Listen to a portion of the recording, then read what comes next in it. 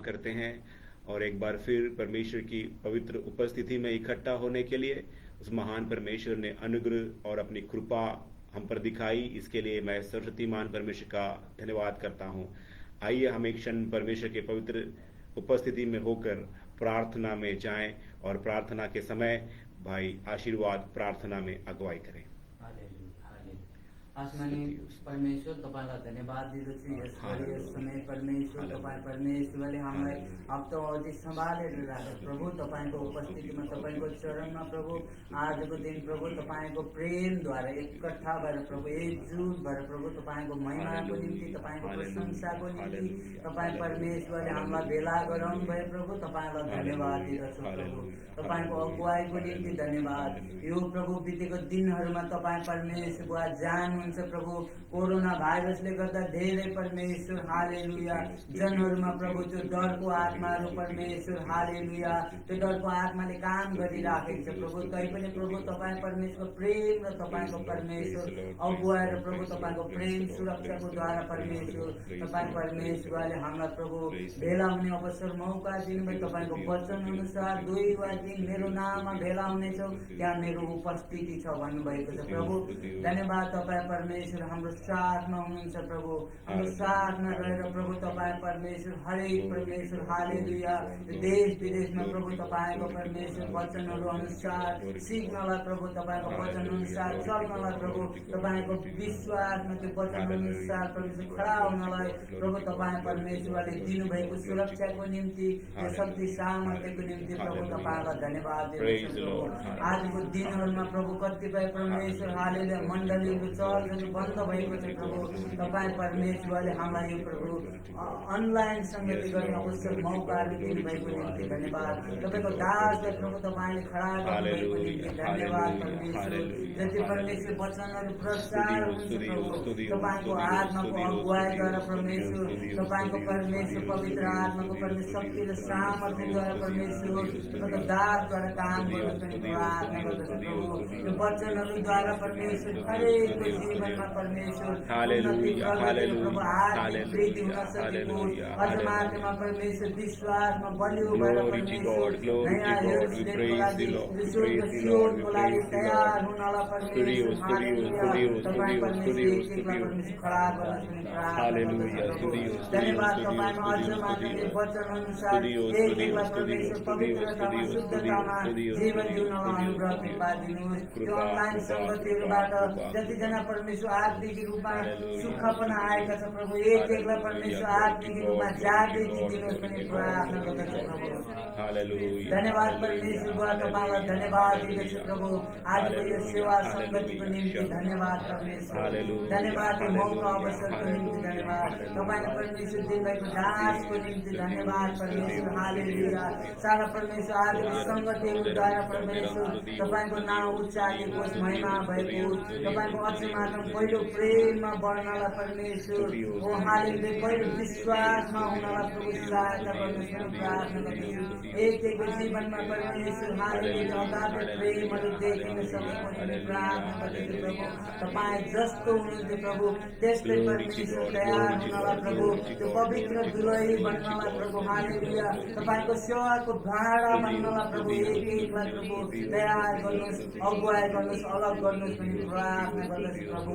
ओ परमेश्वर यो दिनहरूमा प्रभु आफ्नो इच्छा ज्ञान बुद्धि परमेश्वर शक्ति सामर्थ्यद्वारा होइन प्रभु हालेलुया तपाईँको आत्माको अगुवाईद्वारा एकलाई परमेश्वर तपाईँ परमेश्वर तयार गर्नुहोस् भने म प्रार्थना गर्दछु। धन्यवाद परमेश्वर आजको सेवा संगतिको निम्ति धन्यवाद परमेश्वर। आजको मिटिङको धन्यवाद। यो परमेश्वर आजको मिटिङद्वारा हरेक परमेश्वर हरेकको जीवनमा आत्मिक उन्नति प्रगति भएको छ। तपाईँको परमेश्वर हालेलुया सेवकाईको निम्ति नयाँ यरुशलेमको लागि तयार हुन सकेको छ भने प्रार्थना गर्छु। धन्यवाद परमेश्वर बुवा तपाईँलाई धन्यवाद दिँदछु र मिटिङलाई सेवकालाई तपाईँको हातमा सुम्पिँदै बिन्ती अनि प्रार्थना माग्दछु तपाईँ जीवित येशू ख्रीष्टको शक्तिशाली अनि पवित्र आमीन आमीन आमीन। हमारी प्रार्थना परमेश्वर ने धन्यवाद देंगे। Hallelujah hallelujah hallelujah. सर्वशक्तिमान परमेश्वर के नाम की महिमा हो। Praise be to the holy name of the Lord. उसके महान उपस्थिति में एक बार फिर आकर उसके वचनों को सीखने के लिए परमेश्वर ने एक मौका दिया। इसके लिए महान परमेश्वर प्रभु यीशु मसीह का हम धन्यवाद करते हैं। It's a great opportunity and a privilege to come in the presence of the most holy God and learn His word. आइए हम मारानाथा जो विषय जो शुरुआत किए थे उसके विषय में आज हम फिर से सीखने जा रहे हैं। The topic that we have taken, Maranatha, if we are going to meditate upon it further. पहला कुरिन्थियों 16 अध्याय उसका 22 वचन में इस प्रकार लिखा है, 1 Corinthians chapter 16 verse 22 says, यदि कोई प्रभु से प्रेम न रखे तो वो श्रापित हो। मारानाथा। if anyone does not love the Lord Jesus Christ, let him be accursed, or Lord come. मारानाथा का मतलब है प्रभु यीशु मसीह शीघ्र आने वाला है। Maranatha means, O Lord God or the Lord Jesus Christ, may you come soon. Romeo 13 अध्याय उसका 11 वचन में हम पढ़ते हैं, Romans chapter 3 verse 11 says, समय को पहचान कर ऐसा ही करो, इसलिए कि अब तुम्हारे लिए नींद से जाग उठने की घड़ी आ पहुंची है, क्योंकि जिस समय हमने विश्वास किया था उस समय के विचार से अब तक हमारा उद्धार निकट है। Romans 13:11 says, and do this knowing the time that now it is high time to awake out of sleep, for now our salvation is nearer than when we first believed. मेरे अजीजों, आज के समय जिस प्रकार वचन में कहता है कि समय हमारा हो चुका है और लोग आत्मिक नींद में पड़े हुए हैं, और समय ये है कि हम लोगों को जगाएं। This is the high time that we must awaken our people. और हम इस विषय में आत्मिक निद्रा के विषय में हमने 2 बातें सीखी थी। And we have learned about spiritual sleep. 2 things we meditated upon. आत्मिक अज्ञानता और जानबूझकर अज्ञानी बनना। First is spiritual ignorance and second is willful ignorance. हम पहला थिस्सलुनीकियों 5वां अध्याय उसका 6 वचन में हम देख सकते हैं। We can read this from 1 Thessalonians chapter 5 verse 6. इसलिए हम दूसरों के समान सोते ना रहें, पर जागते और सावधान रहें। Therefore, let us not sleep as others do, but let us watch and be sober. हम आत्मिक अज्ञानता में के नींद में ना सोएं, Let us not sleep ignorantly. क्योंकि समय कठिन है और अंत का समय निकट है और अंधकार बहुत घना है।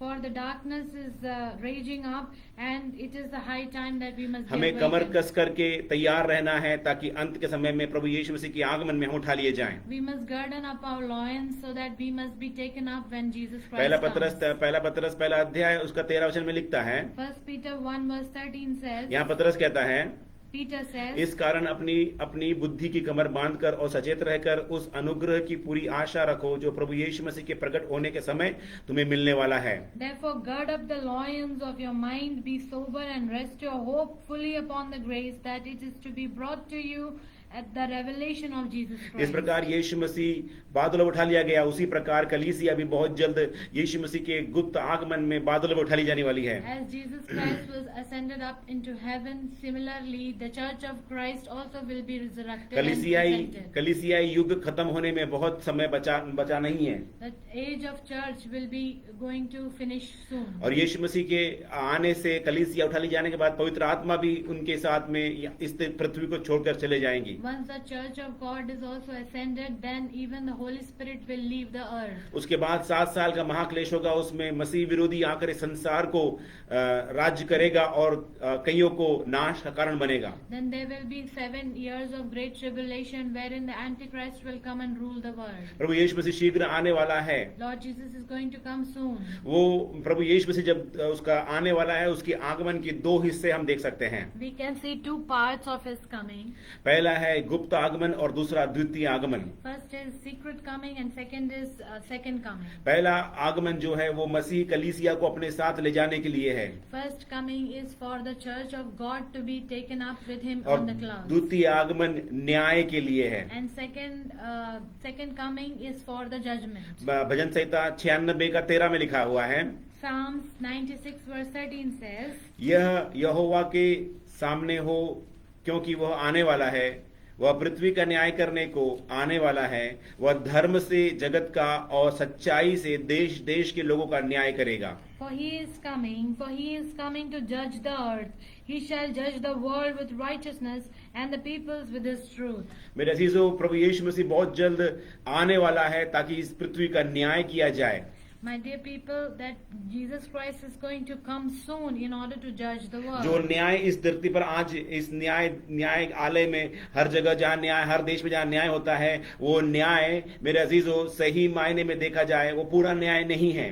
We see that in courts and also in many nations the judgments are being conducted, but those are not a finished कई judgment. जगह हम नाइंसाफियों को देख सकते हैं, We can see that it is not justified judgment. लेकिन जब प्रभु यीशु मसीह का श्वेत सिंहासन लगाया जाएगा, वो संपूर्ण रीति से इंसाफ का न्याय सिंहासन होगा। But when the white throne judgment is placed, then there will be complete transparency of judgment. वो उस न्याय के समय में किसी प्रकार से भी धोखाधड़ी नहीं होगी, लेकिन जो यादगारी की पुस्तक में लिखा है, जिसका नाम जीवन की पुस्तक में नहीं लिखा गया है, वो सारे लोग वहां इकट्ठा होंगे और उनका न्याय किया जाएगा। And those whose names are not found in the book will be also called for the judgment in front of the judgment seat, and the judgment will not be with injustice. इसलिए हम लोग ये ध्यान रखें मेरे अजीजों, जब यीशु मसीह का गुप्त आगमन होने वाला है, दुल्हन प्रभु यीशु मसीह की कलीसिया उसके साथ तुरंत बादल में उठा लिया जाना है। That's why we must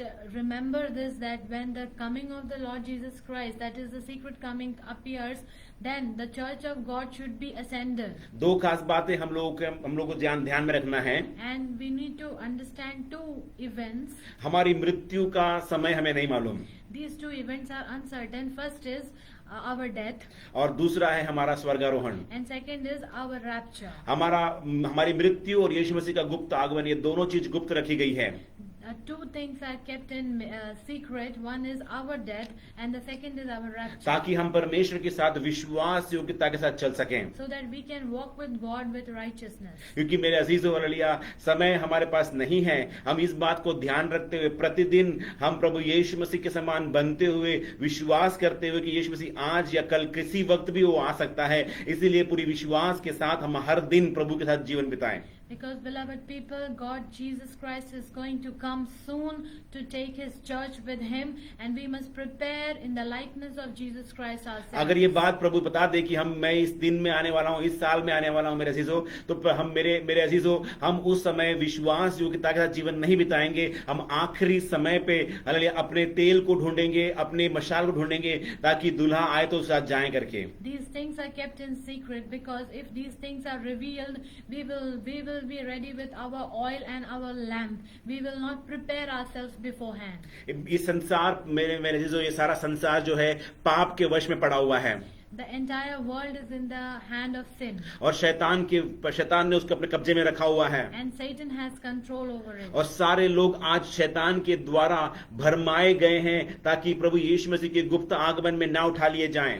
And Satan has made the world in his directions, so that the church of God is not taken up with it. यीशु मसीह इसलिए आया ताकि मेरे अजीजों, इस संसार से शैतान के कामों को नाश करे और मनुष्य जाति का उद्धार करे, और उद्धार करके उन्हें अपने साथ बादलों पर, प्रभु यीशु मसीह के साथ बादलों पर उठा ले जाएं और पिता के घर में हम पहुंच जाएं। Jesus Christ came into this world to take us out of the hand of Satan, and also to prepare us to take us with him forever. Romeo 5:12 में लिखा हुआ है, Romans 5:12 says, इसलिए जैसा एक मनुष्य के द्वारा पाप जगत में आया और पाप के द्वारा मृत्यु आई, और इसी रीति से मृत्यु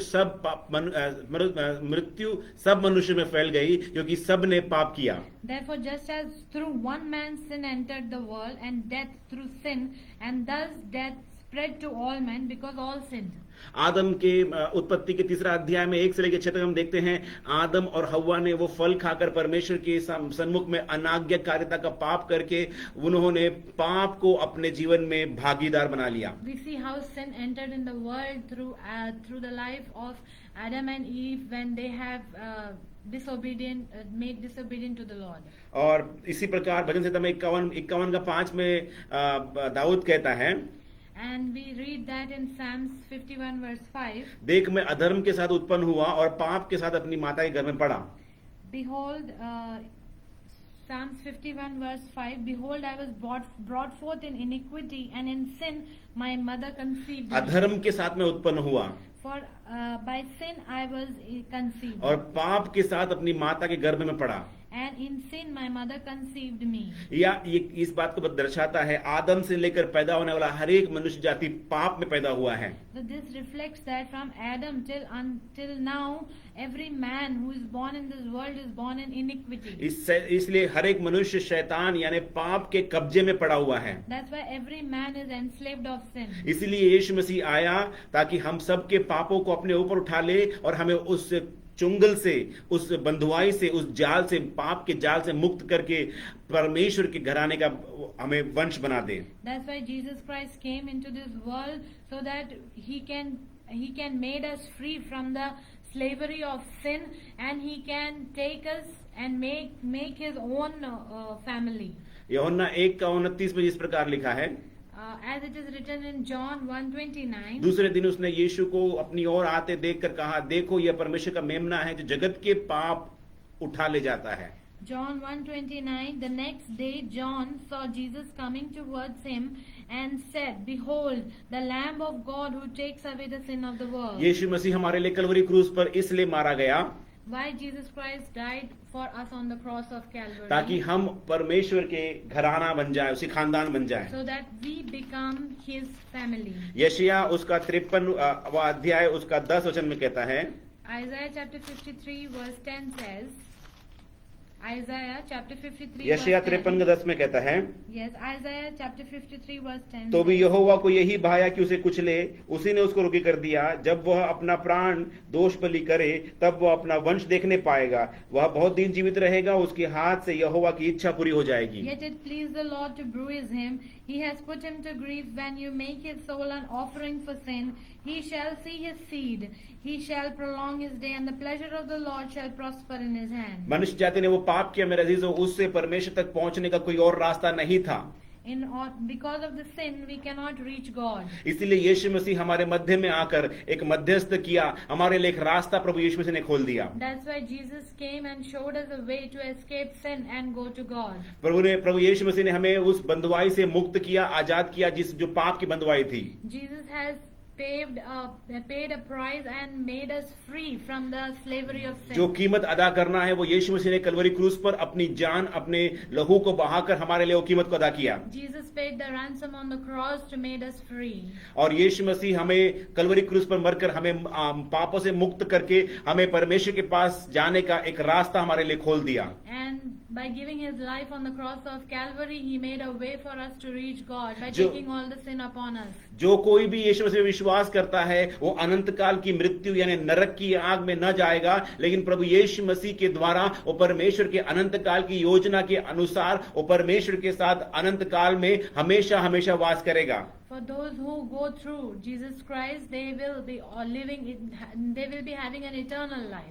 क्योंकि मेरे अजीजों, पाप की मजदूरी मृत्यु है और मनुष्य पाप करता हुआ आया, उसने माता के गर्भ से ही पाप किया है मेरे अजीजों, और उसका जो कीमत है वो मृत्यु है. लेकिन यीशु मसीह ने हमारे लिए उस पाप को कलवरी क्रूस पर पूरा कर दिया, खत्म कर दिया. आपको और मुझे उस पर विश्वास करना है और मन फिराकर परमेश्वर की तरफ मुड़ना है. For when the sin entered to the world, there is no other penalty for sin but death, as it is written in Romans that the wages of sin is death. That's why Jesus Christ came into this world to save us from the slavery of sin, to take us back to reconcile us with Father. एक ही मार्ग है, एक ही सत्य है और एक ही जीवन है, वो प्रभु यीशु मसीह है. There is only one way, the one truth and one life, and which is Jesus Christ. अभी ये अंत के समय में हमें एक बात ध्यान रखना है कि ये आखिरी पुकार, एक आखिरी नरसिंगा हमारे लिए फूका जा रहा है कि हम इस बात को पहचान ले और प्रभु यीशु मसीह के पास दरवाजा बंद होने से पहले उसके अंदर हम आ जाएं. These are the last days, and before the last trumpet is blown, we should be in front of the door when Jesus Christ is knocking upon us. इब्रानियों 9:26 कहता है, Hebrews 9:26 says, नहीं तो जगत की उत्पत्ति से लेकर उसको बार बार दुख उठाना पड़ता, पर अब युग के अंत में वह एक ही बार प्रकट हुआ ताकि अपने ही बलिदान के द्वारा पाप को दूर कर दे. He then would have had to suffer often since the foundation of the world, but now, once at the ages of the ages, once at the end of the ages, he has appeared to put away sin by the sacrifice of himself. हर वर्ष हमें बलिदान करने की जरूरत नहीं मेरे दोस्तों। यीशु मसीह ने 2000 साल पहले कलवरी क्रूस पर अपनी प्राण को दे दिया, अपनी जान को दे दिया, ताकि हम मेरे दोस्तों हालेलुया हम अंत के समय में हम उसको पहचान ले और उसकी ओर फिरे, उसकी ओर मुड़े और प्रभु को अपना उद्धारकर्ता माने, उस बलिदान को ग्रहण कर लें। And we don't have to pay sacrifices every year like it used to be done, but Jesus paid the price once for all of us, so that through his sacrifice we enter the kingdom of God. इब्रानियों 9:25 में इस बात की गवाही देता है, Hebrew 9:25 says this. यह नहीं कि वह अपने आप को बार बार चढ़ाए, जैसा कि महायाजक प्रतिवर्ष दूसरे का लहू लिए पवित्र स्थान में प्रवेश करता है, लेकिन एक ही बार उसने कर परमेश्वर के कार्य को पूरा किया। Not that he should offer himself often, as a high priest enter the most holy place every year with the blood of another. और इस पवित्र बलिदान की युक्ति और योजना परमेश्वर ने अनंत काल में पहले से ही पूरा कर दिया था। And this divine plan was created by God himself even before the ages. पहला पतरस पहला अध्याय उसका 20 में इस बात की पुष्टि करता है। 1 Peter 1:20 says, उसका ज्ञान तो जगत की उत्पत्ति के पहले ही से जाना गया था, पर अब इस अंतिम युग में तुम्हारे लिए प्रकट हुआ। He indeed was foreordained before the foundation of the world, but was manifest in this last time for इस you. महान गुप्त योजना का अर्थ क्या है? And what is the secret divine plan of God? यीशु मसीह हमारे लिए आया, That Jesus Christ came for us. हमारे लिए मारा गया, He was died for us. गाड़ा गया He was और जी buried. उठा। He was buried and resurrected. उसी प्रकार हम जब मन फिराते हैं, तौबा करते हैं, हम यीशु मसीह के साथ मारे जाते हैं रोमियो 6:2 के हिसाब से। Similarly, when we repent, we are dead for sin. और रोमियो 6:2 के साथ As per Romans chapter 6:2. हम यीशु मसीह के साथ मारे जाते हैं। मैं मसीह के साथ क्रूस पर चढ़ाया गया, अब मैं जीवित ना रहा पर मसीह मुझ में जीवित है, गलातियों 2:20 में लिखा हुआ है। As per Galatians 2:20, that I no longer live, but Christ lives in me. और जब मैं मसीह के साथ क्रूस पर, जिस प्रकार यीशु मसीह मेरे लिए क्रूस पर मरा, मैं इस संसार के लिए मरता हूं, तो उसी समय मैं इस संसार के जैसे यीशु मसीह गाड़ा गया, वैसे ही मैं उस पानी में उतरकर मैं गाड़ा जाता हूं। And how Jesus Christ died for us and he was buried, similarly through water baptism we are dead for this world and we are buried. और वैसे ही मेरे जैसे यीशु मसीह तीसरे दिन मृतकों में से जी उठा, मैं भी हालेलुया पानी से बपतिस्मा लेकर जब बाहर आता हूं, एक नई जीवन, एक नई सृष्टि, एक नया आत्मा का नवीनीकरण से मैं बाहर आता हूं। Similarly, as Jesus Christ was risen up on the third day from the dead, he has made a way for us also to be rise again through Holy Ghost, and we must rise again. यही मेरे अजीजों हमारे विवेक को शुद्ध कर कर प्रभु यीशु मसीह को पहन लेने का एक वो स्तर है, वो उसको हमें हासिल करना है। This is the way in which we can purify our conscience and we can reach to the level of God. हमें यीशु मसीह को पहन लेना है। We must put Wear. on we must put on Jesus Christ. हमें यीशु मसीह की ओर देखना है। We must look at Jesus Christ. वही यीशु मसीह जो उद्धार करता और वही प्रभु यीशु मसीह हमें छुड़ाने वाला परमेश्वर है। And because this Jesus Christ alone is the Savior, and He is the one who can take us with उसके Him. अलावा और कोई ऐसा उद्धार करता नहीं है जिसने हमारे लिए हमारे सारे पापों को अपने ऊपर लेकर कलवरी क्रूस पे मारा गया, गाड़ा गया और जी उठा, सिर्फ और सिर्फ यीशु मसीह ही है। For there is no other Savior other than Jesus, who has taken sin on Himself, lived, buried, died, and also resurrected. इसीलिए मेरा अजीजों प्रभु वचन कहता है आत्मिक जागरण को ले लो। अगर आप तक आपने यीशु मसीह को अपना उद्धारकर्ता नहीं माना है, तो आज समय है कि आप मन फिराकर प्रभु यीशु मसीह को अपना उद्धारकर्ता ग्रहण करें, ताकि आप नाश की ओर ना जाएं लेकिन अनंत काल का जीवन प्राप्त करें। For if you have not accepted my beloved today as Lord Jesus Christ as your Savior, this is the high time that you must accept Him as your life and Savior. प्रभु यीशु मसीह को ग्रहण करने का मतलब कोई धर्म परिवर्तन नहीं है। It is not a religious ceremony or transformation. यीशु मसीह को ग्रहण करने का मतलब मेरे अजीजों नरक से स्वर्ग का परिवर्तन है। To accept Jesus Christ is to be saved from the eternal hell. यीशु मसीह को ग्रहण करने का मतलब है पाप से पवित्रताई की ओर मुड़ना।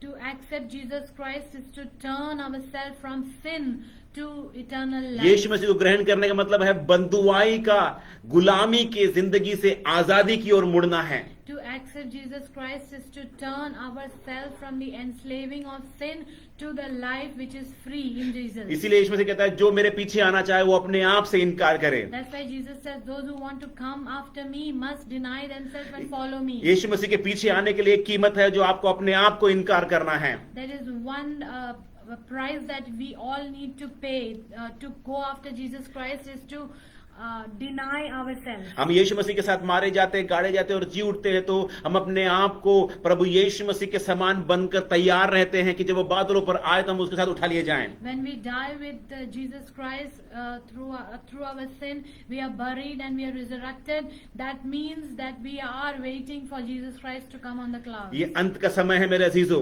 These are the end times, my dear और people. यीशु मसीह ही हमारे लिए उद्धारकर्ता बनकर प्रकट हुआ है। And Jesus only Jesus has come as a savior for us. उसके अलावा और कोई और मार्ग हमारे लिए नहीं है। And there is no other way other than Jesus. बिना यीशु के कोई भी स्वर्ग राज में प्रवेश नहीं कर सकता। No one else can take us to heaven without Jesus. अब यीशु मसीह ये भी कहता है कि कब वो आने वाला है उसका समय किसी को पता नहीं है। यहाँ तक कि यीशु मसीह को भी इस विषय के बारे में पता नहीं है। And Jesus Christ himself says that nobody knows of the hour when Jesus Christ will मत्ती come. 24:44 में कहता है, Matthew chapter 24:44 says, इसलिए तुम भी तैयार रहो क्योंकि जिस घड़ी के विषय में तुम सोचते भी नहीं उस घड़ी मनुष्य का पुत्र आ जाएगा। Therefore you also be ready, for the Son of Man is coming at an hour you do not expect. वो समय आ जाएगा जो समय आप जानते नहीं, उस समय प्रभु यीशु मसीह प्रकट होगा। The hour you do not know, Jesus Christ will appear. इसलिए जागते रहो और सचेत रहो। That's why we must be awakened and we must be watchful. मत्ती 25:13 में इस प्रकार लिखा हुआ है, Matthew chapter 25 verse 13 says, इसलिए जागते रहो क्योंकि तुम उस दिन को जानते हो ना उस घड़ी को जानते हो। Watch therefore, for you know neither the day nor the hour in which the Son of Man is coming. अंत का समय निकट है, इसीलिए मेरे अजीजों मसीही विरोधी भी आज की तारीख में बहुत शक्तिशाली होकर खड़ा हुआ है। Because these are the end times, that's why even the Antichrist is standing strong. एक सच्चा मसीह है तो एक झूठा मसीह भी वहां खड़ा है। When there is a true Christ, there is also an Antichrist. एक सच्चा यीशु है तो एक दूसरा यीशु भी खड़ा है। When there is true Jesus, there is also another Jesus. पहला यूहन्ना 2:18 में जिस प्रकार लिखा है, 1 John 2:18 says, हे लड़कों यह अंतिम समय है और जैसा तुमने सुना है कि मसीह का विरोधी आने वाला है उसके अनुसार अब भी बहुत से मसीही विरोधी उठ खड़े हुए हैं। इससे हम जानते हैं कि यह अंतिम समय है। Little children, it is the last hour, and as you have heard that the Antichrist is coming, even now many Antichrists have come, by which we know that this is the last hour. यीशु मसीह का आगमन होकर कलीसिया का उठा लिया जाने के बाद में मसीही विरोधी का राज्य इस दुनिया में शुरू हो जाएगा। The reign of Antichrist will start only upon Jesus Christ taking his church with him on the clouds. जब कलीसिया उठा ली जाएगी उस समय से मसीह विरोधी का कार्य शुरू हो जाएगा। Once the church is ascended, then the Antichrist rules. लेकिन सावधान रहिएगा, यही मसीह विरोधी का कार्य आज भी वो चालू हो चुका है। But the reign of Antichrist is even today. उसकी आत्मा ने कार्य करना शुरू कर दिया है, And his spirits, false spirits have started working. लेकिन संपूर्ण रीति से वो तब उतर आएगा जब कलीसिया बादलों पर उठा ली जाएंगी। But Antichrist will reign in full only after the church is taken up. एक उदाहरण मैं देना चाहता हूँ। We want to give you an example. अगर आप मसीही विरोधी के बारे में जानना चाहते हैं आज की तारीख में उसका जो पहचान है वो बताना चाहता हूँ मैं। In order to identify who the Antichrist is, I want to take you through an example. जो निशान आप इस वक्त जो आप स्क्रीन पर देख रहे हैं उसमें एक आंख वाला एक निशान है। You can see on the screen there is a one-eye man. और ये एक आंख क्या दिखाता है? What does it reflect? One world one religion. It talks about one world and one religion. पूरी दुनिया को एक आंख से देखने का जो संदर्भ है वहां दिखाता है। To see the whole world with one eye, it reflects here. ये अमेरिका के डॉलर करेंसी नोट में भी हम इस एक आंख को हम देख सकते हैं। We can see in the American dollar currency, we can see the symbol. दुनिया के बड़े बड़े अमीर और रईस लोगों ने मिल करके ये एक बनाया हुआ एक चिन्ह है। This symbol is made by many prestigious people of this world. बहुत धनवानों ने मिलकर बनाया हुआ एक निशान है ये। All the rich people have made this symbol. और आने वाले दिनों में जिस प्रकार दुनिया तेजी से आपस में संधि करते हुए हम देख रहे हैं, वो यही चाहते हैं कि सारी दुनिया एक हो जाए। And we see that there are many treaties being made among nations today. और यीशु मसीह का आगमन भी इसी प्रकार बहुत निकट है। And this is making the world one, and we can see that Jesus Christ is coming soon. जब सारी दुनिया एक होने के लिए प्रयास कर रही है, तो इसको पूरा करने के लिए मसीह विरोधी आकर उन्हें ये मदद करेगा। While the nations are trying to merge and become one, Antichrist will come and help them to do this. हम देखते हैं दुनिया के कोने कोने में सारे देश, सारे मुल्क जो है इसी बात के लिए वो साझा कर रहे हैं कि हमारी आर्मी एक हो, हमारा मेडिकल ट्रीटमेंट एक हो, हमारा जो कुछ भी हमारा साधन है सब कुछ एक हो जाए करके सब लोग कोशिश कर रहे हैं।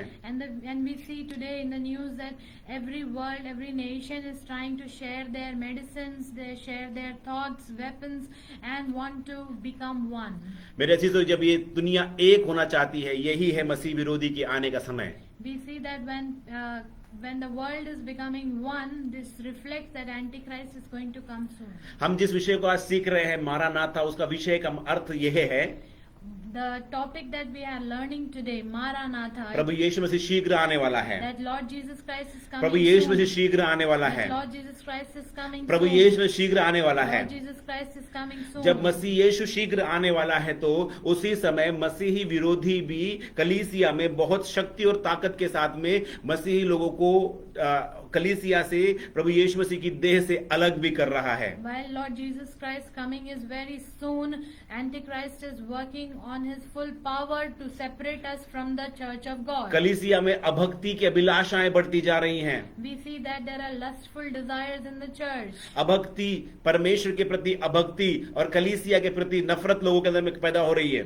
We see that lustful desires and unrighteous act towards church has been increased these days. यहूदा की पत्री में हम आएंगे, उसका 17, 18 और 19 वचन हम पढ़ेंगे। When we read from Jude chapter 1 verse 17, 18. यहूदा 17, 18 और 19 में इस प्रकार लिखा है, Jude 17, 18, 19 says, पर हे प्रियो, तुम उन बातों को स्मरण रखो जो हमारे प्रभु यीशु मसीह के प्रेरित पहले ही कह चुके हैं। वे तुमसे कहा करते थे, पिछले दिनों में ऐसे ठट्टा करने वाले होंगे जो अपनी अभक्ति के अभिलाषा के अनुसार चलेंगे। ये वे हैं जो फूट डालते हैं, ये शारीरिक लोग हैं जिनमें आत्मा नहीं। But you, beloved, remember the words which were spoken before by the apostles of our Lord Jesus Christ, how they told you that there would be mockers in the last time who would walk according to their own ungodly lust. These are sensual persons who cause divisions, not having the Spirit. इस विषय में जिस प्रकार लिखा है, ठट्टा करने वाले आएंगे। As we read here in the word, mockers in the last पिछले दिनों में ऐसे ठट्टा करने वाले आएंगे जो अपनी अभक्ति की अभिलाषा के अनुसार चलेंगे। And the mockers will come in the last time who will walk according to their own ungodly जितने lust. भी मारानाथा के विचारधारा के अनुसार अपना जीवन जी रहे हैं, यानी यीशु मसीह के गुप्त आगमन के विचारधारा के अनुसार जीवन जी रहे हैं, उनके बीच में ऐसा ठट्टा करने वाला खड़ा करेगा ताकि लोगों को भरमाए और भटकाए और इस रास्ते से निकालकर बाहर फेंके। The mockers will stand in the last time amongst the ones who are waiting and saying Maranatha and living a godly life. ये ठट्टा करने वालों को पहचानने का 3 खास बात यहाँ बताया है। We can understand the mockers in 3 ways. वहां लिखा है फूट डालने वाले, ये फूट डालने वाले और शरीर की अभिलाषाओं को पूरा करने वाले और जिनमें आत्मा नहीं है, ये 3 क्वालिटीज उनके अंदर पाई जाएंगी। We can see mockers have 3 qualities. We can identify them through these 3 qualities. One is they are divisive, they have lustful desires, and they do not have Holy Spirit in them. उसका 19 पढ़ेंगे। We can read in verse 19 that these are sensual persons sensual person, who cause divisions divisions, and not having the Spirit. Not having the spirit. वहां पे हिंदी में लिखा है फूट डालने वाले यानी डिविजन करने वाले, और दूसरा है शारीरिक यानी सेंसुअल, और तीसरा लिखा है नॉट हैविंग द स्पिरिट यानी जिनमें आत्मा नहीं है। As we are reading here, that these are sensual persons, they cause division, not having the Spirit. हम इन तीनों कैटेगरीज को, इन तीनों खास विशेष बातों को हम स्टडी करेंगे, समझेंगे कि ये कौन है और कैसे हमारे जीवन में आते हैं इन लोग। Let's meditate more upon these three categories. अगर हम इन्हें जान पाएंगे मेरे अजीजों, तो अंत के दिनों में हमें वो लड़ाई लड़कर जय पाने में प्रभु हमें अनुग्रह और कृपा करेगा। Once we identify these categories, we will be able to fight and overcome through the help of the foot Holy डालने Spirit. वाले कौन हैं? Who are these divisive people? जो लोग परमेश्वर से अलग करते हैं, जो लोग परमेश्वर से अलग हो जाते हैं, और जो वो लोग हैं जो परमेश्वर के दासों से हमें अलग करते हैं।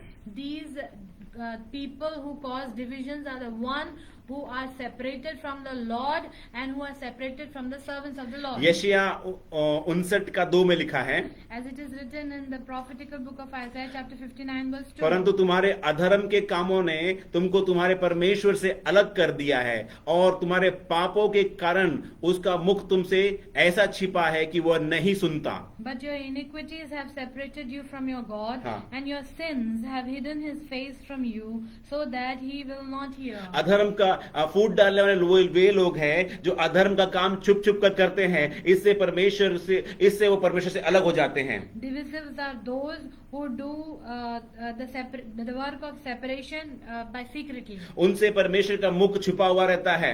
and they hide themselves from the Lord. इसका मतलब है परमेश्वर की उपस्थिति में वो कभी भी नहीं रह सकते। That means they cannot withstand the presence of the Lord. वो अपने मन के अनुसार, अपनी बुद्धि के अनुसार, अपनी मनसा के अनुसार वो चाल चलन करते हैं। They walk according to their own will and desire. वो खुद फैसला करते हैं और आगे चलते हैं। They take their own decisions. and परमेश्वर की walk. उपस्थिति में वो नहीं चलते हैं। They do not walk in the परमेश्वर presence की of the अगुवाई Lord. में नहीं चलते हैं। They don't walk in the leading of पवित्र the आत्मा Lord. की अगुवाई में नहीं चलते They हैं। don't walk in the leading of the Holy दूसरी Spirit. बात है, वो लोग हैं जो परमेश्वर के दासों से अलग हो जाते हैं। And these are the people who are separated from the saints of God. पहला यूहन्ना 2:19 में लिखा है, First John chapter 2 verse 19 वे says, निकले तो हम में ही से, पर हम में के थे नहीं, क्योंकि यदि वे हम में के होते तो हमारे साथ रहते, पर निकल इसलिए गए कि यह प्रकट हो कि वे सब हम में के नहीं हैं। They went out from us, but they were not of us.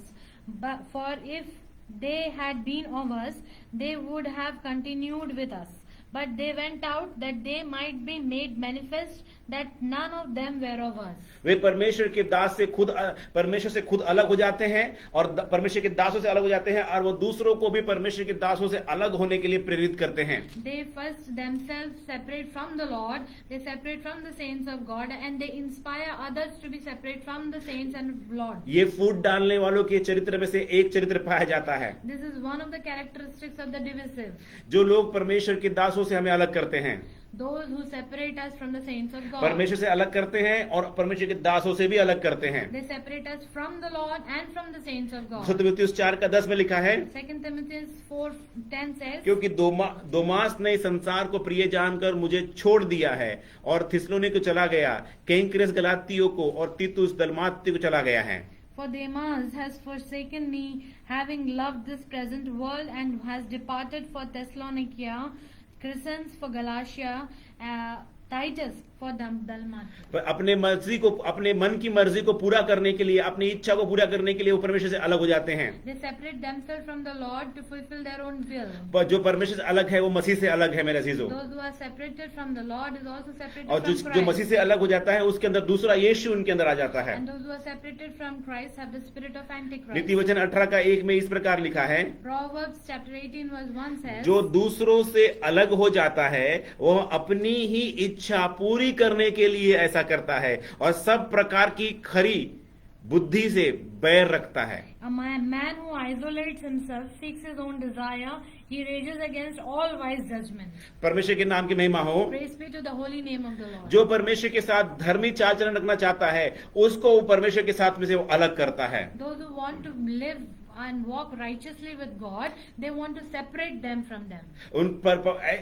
ऐसे लोग जो परमेश्वर के साथ चलना चाहते हैं, एंटी क्राइस्ट यानी मसीही विरोधी पूरी ताकत और शक्ति के साथ उन्हें प्रभु से अलग करने में लगा हुआ है।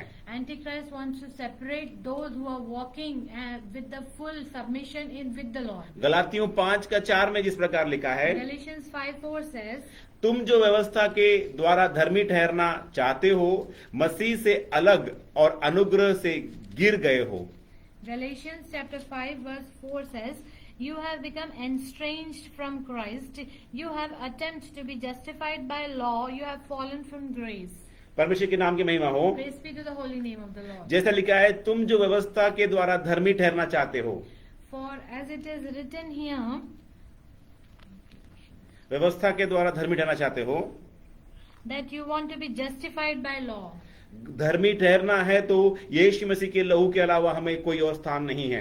We cannot be justified other than by the blood of Jesus Christ. परमेश्वर के नाम की महिमा हो। Praise be to the holy name of पाप का आत्मिक स्तर जरा देखिएगा यहाँ पे। Let's see the level of sin. क्यों वो फूट में पड़ रहे हैं, क्यों वो परमेश्वर से अलग हो रहे हैं। Why these people are being separated from the Lord and are divisive. मत्ती 5 उसका 21 और 22 में हम इस बात को देख सकते हैं। Matthew chapter 5 verse 21 and 22 तुम says, सुन चुके हो कि Ma- तुम सुन चुके हो कि पूर्व काल के लोगों से कहा गया था कि हत्या न करना, और जो कोई हत्या करेगा वह कचहरी में दंड के योग्य होगा। परंतु मैं तुमसे कहता हूं कि जो कोई अपने भाई पर क्रोध करेगा वह कचहरी में दंड के योग्य होगा, और जो कोई अपने भाई को निकम्मा कहेगा वह महासभा में दंड के योग्य होगा, और जो कोई कहे हे मूर्ख वह नरक की आग के दंड के योग्य होगा।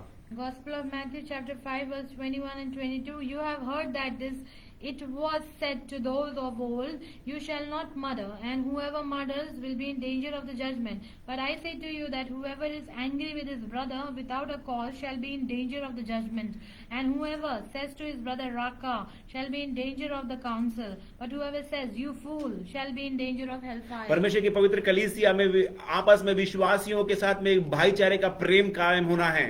We have to have brotherly love in the church. लेकिन कलीसिया में इस प्रकार का फूट को लेकर आने वाला विधर्म करने वाला, अधर्म करने वाला विधर्मी जो है वो कलीसिया में आकर भाई भाई में क्रोध डालता है।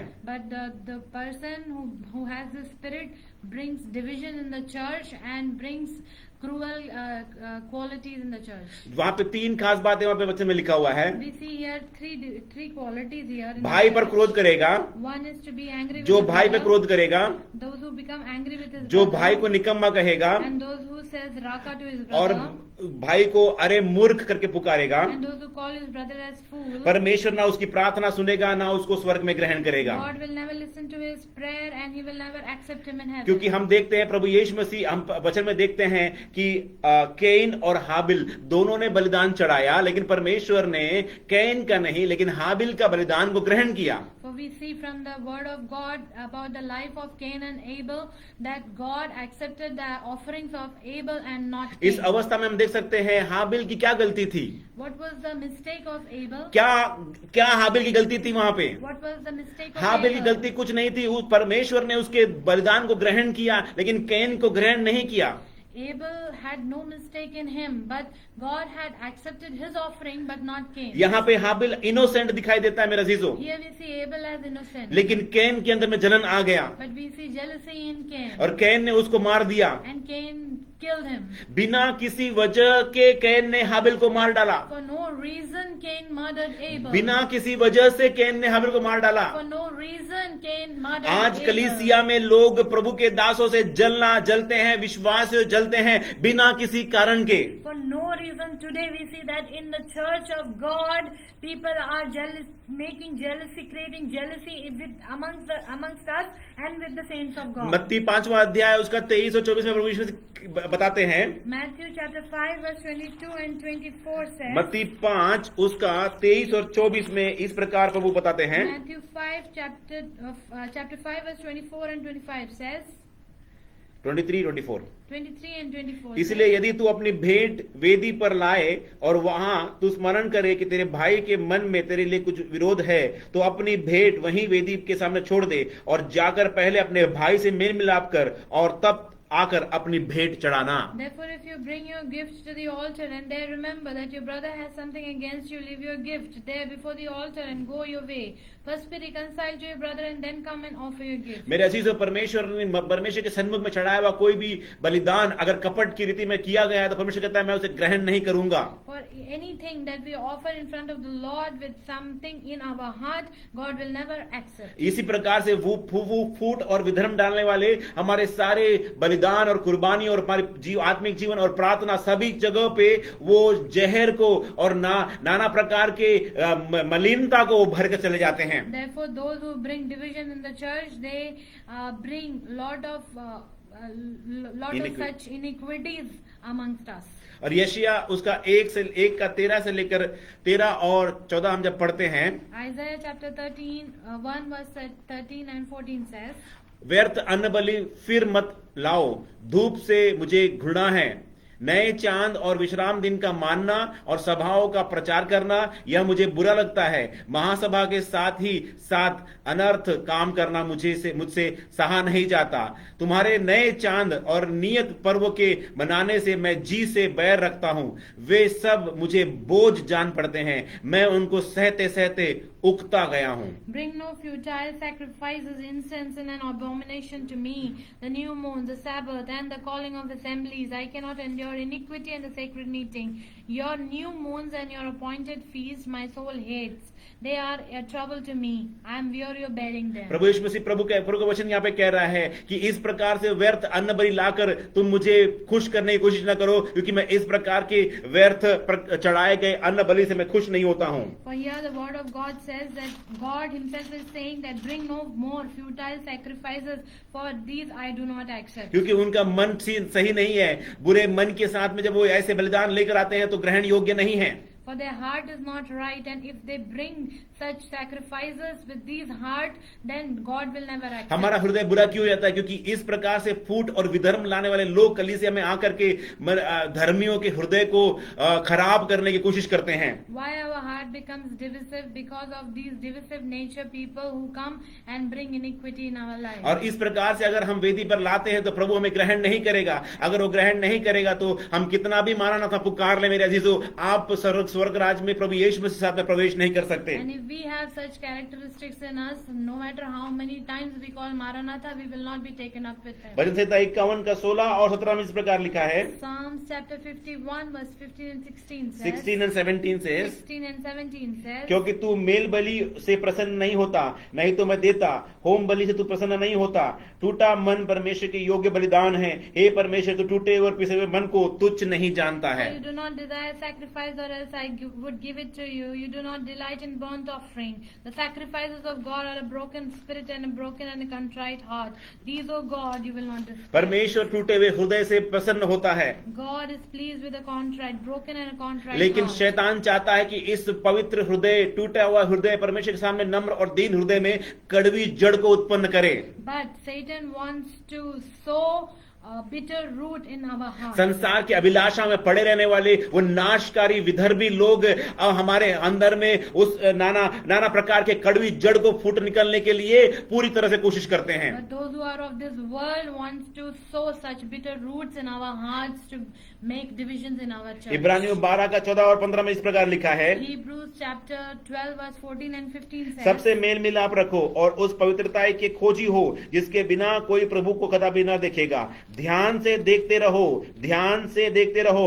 ऐसा न हो कि कोई परमेश्वर के अनुग्रह से वंचित रह जाए या कोई कड़वी जड़ फूटकर कष्ट दे और उसके द्वारा बहुत से लोग अशुद्ध हो जाएं. Pursue peace with all people and holiness, without which no one will see the Lord, looking carefully lest anyone fall short of the grace of God, lest any root of bitterness springing up cause trouble, and by this many become defiled. वहां लिखा है ध्यान से देखो, कहीं ऐसा ना हो कि कोई कड़वी जड़ हमारे अंदर फूट निकले. Here it is written, looking carefully lest anyone fall short of the grace of God, lest any root of bitterness springing up cause हम trouble. यीशु के दृष्टांत में देखते हैं कि 2 बीज को बोया गया. जब वो बीज को बोया गया तो एक अच्छे बीज को बोया गया और बीच में बुरे बीज को भी बोया गया. वहां पर We see in the parable where Lord Jesus Christ has spoken about the parable of the sower, there are 2 kind of seeds we see. One is good seed and one is wild. लेकिन खेत का मालिक जब सो रहा था तब वो बीज बोने वाले, कड़वी बीज बोने वाला आकर बीज को बोकर चला गया.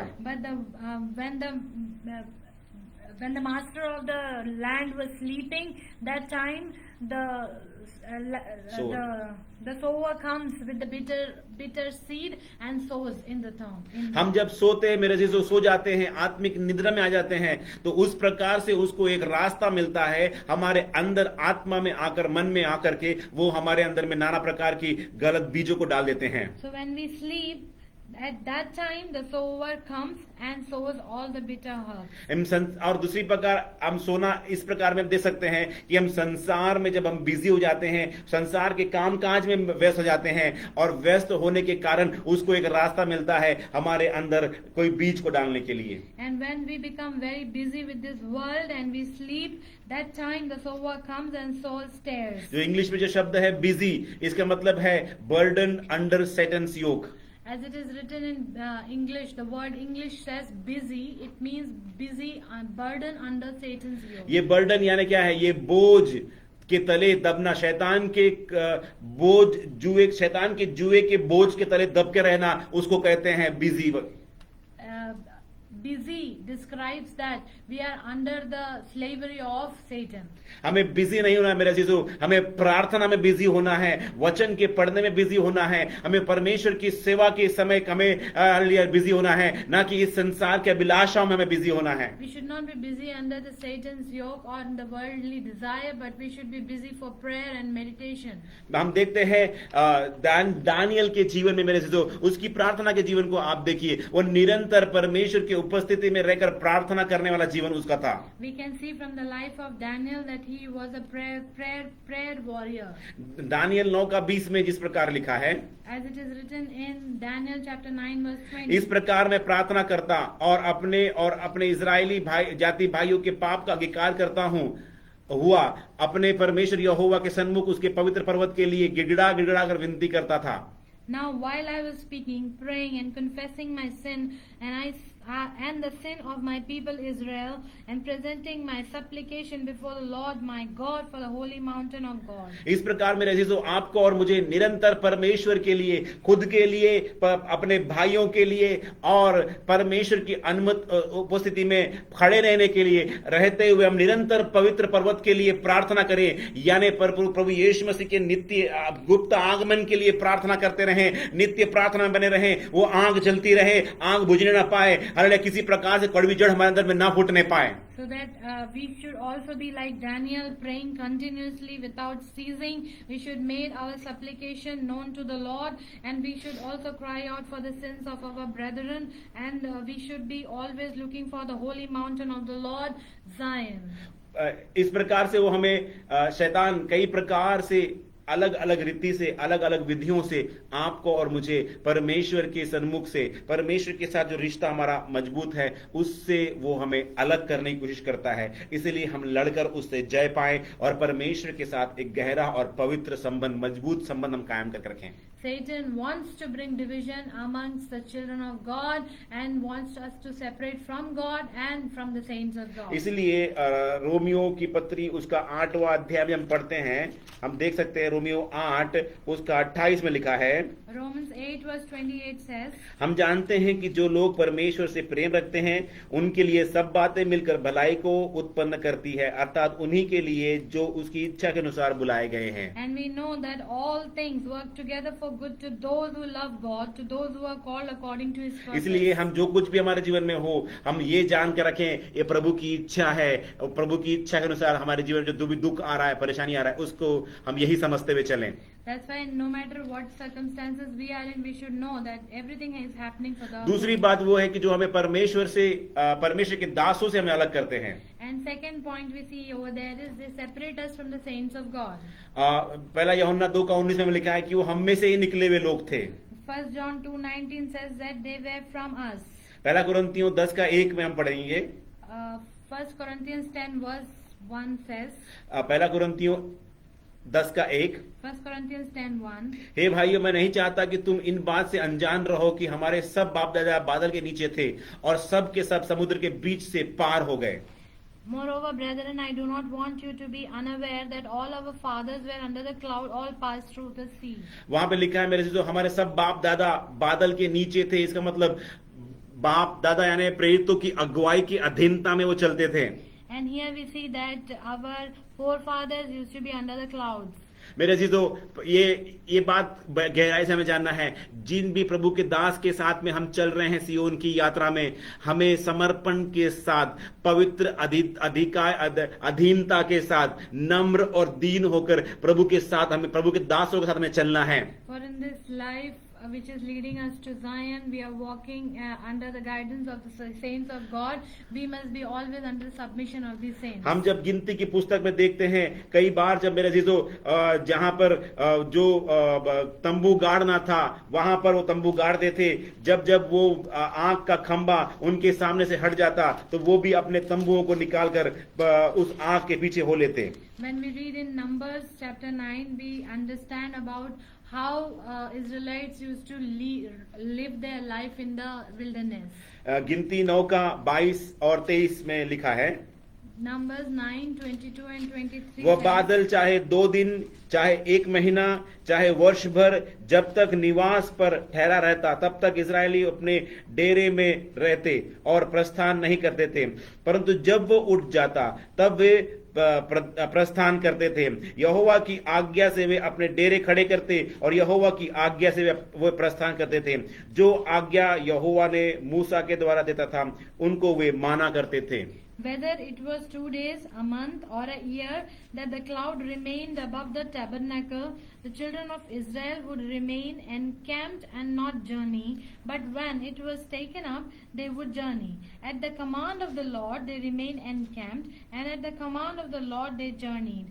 They kept the charge of the Lord at the command of the Lord by the hand of Moses. बादल के नीचे रहना इस बात को यहाँ सिखा रहा है।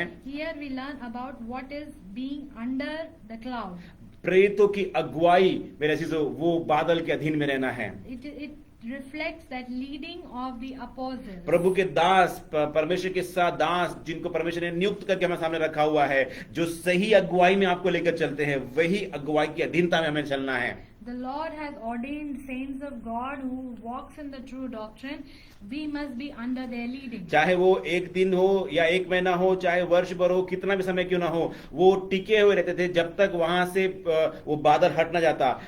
Yeah. No matter how much time it would take, a day, year or many years, they would stay there until Lord would permit. हमारे जीवन में जो परमेश्वर ने आशीष देना है मेरे अजीजों, वो अपने प्रभु के दासों की अधीनता को देखकर परमेश्वर उन आशीष को देता है। लेकिन कई लोगों को हम देखते हैं वो प्रभु के दासों की अधीनता को ग्रहण नहीं करते हैं। We see that many people do not accept the leading or the guidance and the submission of the saints of God because they want to do their own will. कई कलीसियाओं में हम देखते हैं आज board member, board committee, secretary, treasurer, ये सब कुछ बनकर खड़े हो गए हैं। वो कोई प्रभु के दासों का आवाज या वचन को, शब्द को नहीं सुनते, लेकिन एक सिस्टम और प्रोफेशनल वे में वो कलीसिया चलाना चाहते हैं। वहां कभी भी पवित्र आत्मा की अगुवाई या संतों की अगुवाई आप देख नहीं पाएंगे। We cannot see the leading of the God and the leading of the saints of God in the churches where we see today about board members, secretaries, treasurers and many divisions. जब बादल आगे जाएगा हम आगे जाएंगे, और जब बादल रुकेगा हम रुकेंगे।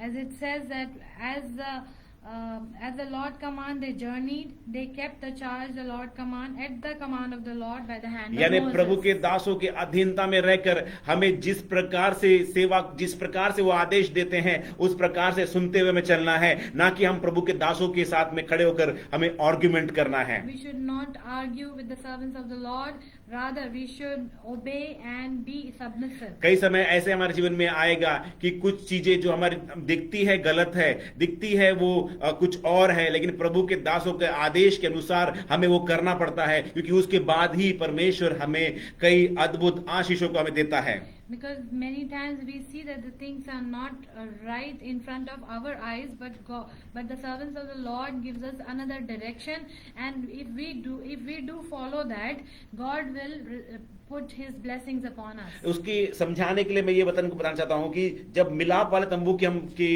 स्ट्रक्चर को हम जब देखते हैं, In order to understand what I'm trying to say, let's understand from the tabernacle. पहला उसका गेट है, First is the gate. और दूसरा उसका वहां पे रखा हुआ वेदी है, ऑल्टर है। We see the altar. तीसरा है हौद जहां पानी रखा हुआ है। Third is the laver where the water is kept. और तीसरा है वो तंबू जहां पे पवित्र स्थान और अति पवित्र स्थान है उसके अंदर में। And third is the holy and the most holy place. जब याजक जब अंदर आता है, महायाजक जब अंदर आता है तो सबसे पहले वो हौद में जाता है जो दूसरे नंबर पर रखा हुआ है। When the high priest enters, he first goes to the laver. और वहां हौद में जाकर हाथ पैर धोकर नहाकर, पानी से नहाकर शुद्ध होकर फिर वो वेदी पर आता है, फिर कुर्बानी चढ़ाता है। So first the high priest, he washes his hand, feet, and only after then he approaches the tabernacle. लोग सवाल कर सकते हैं कि क्यों ये वेदी सामने रखा हुआ है, इसको पीछे किया जाए और आगे हौद का रखा जाए, क्योंकि पहले आएंगे तो हौद मिलेगा, हौद में हाथ पैर धोएंगे, फिर कुर्बानी चढ़ाया जाएगा, फिर अंदर जाएंगे। People may ask why the altar is first and not the laver.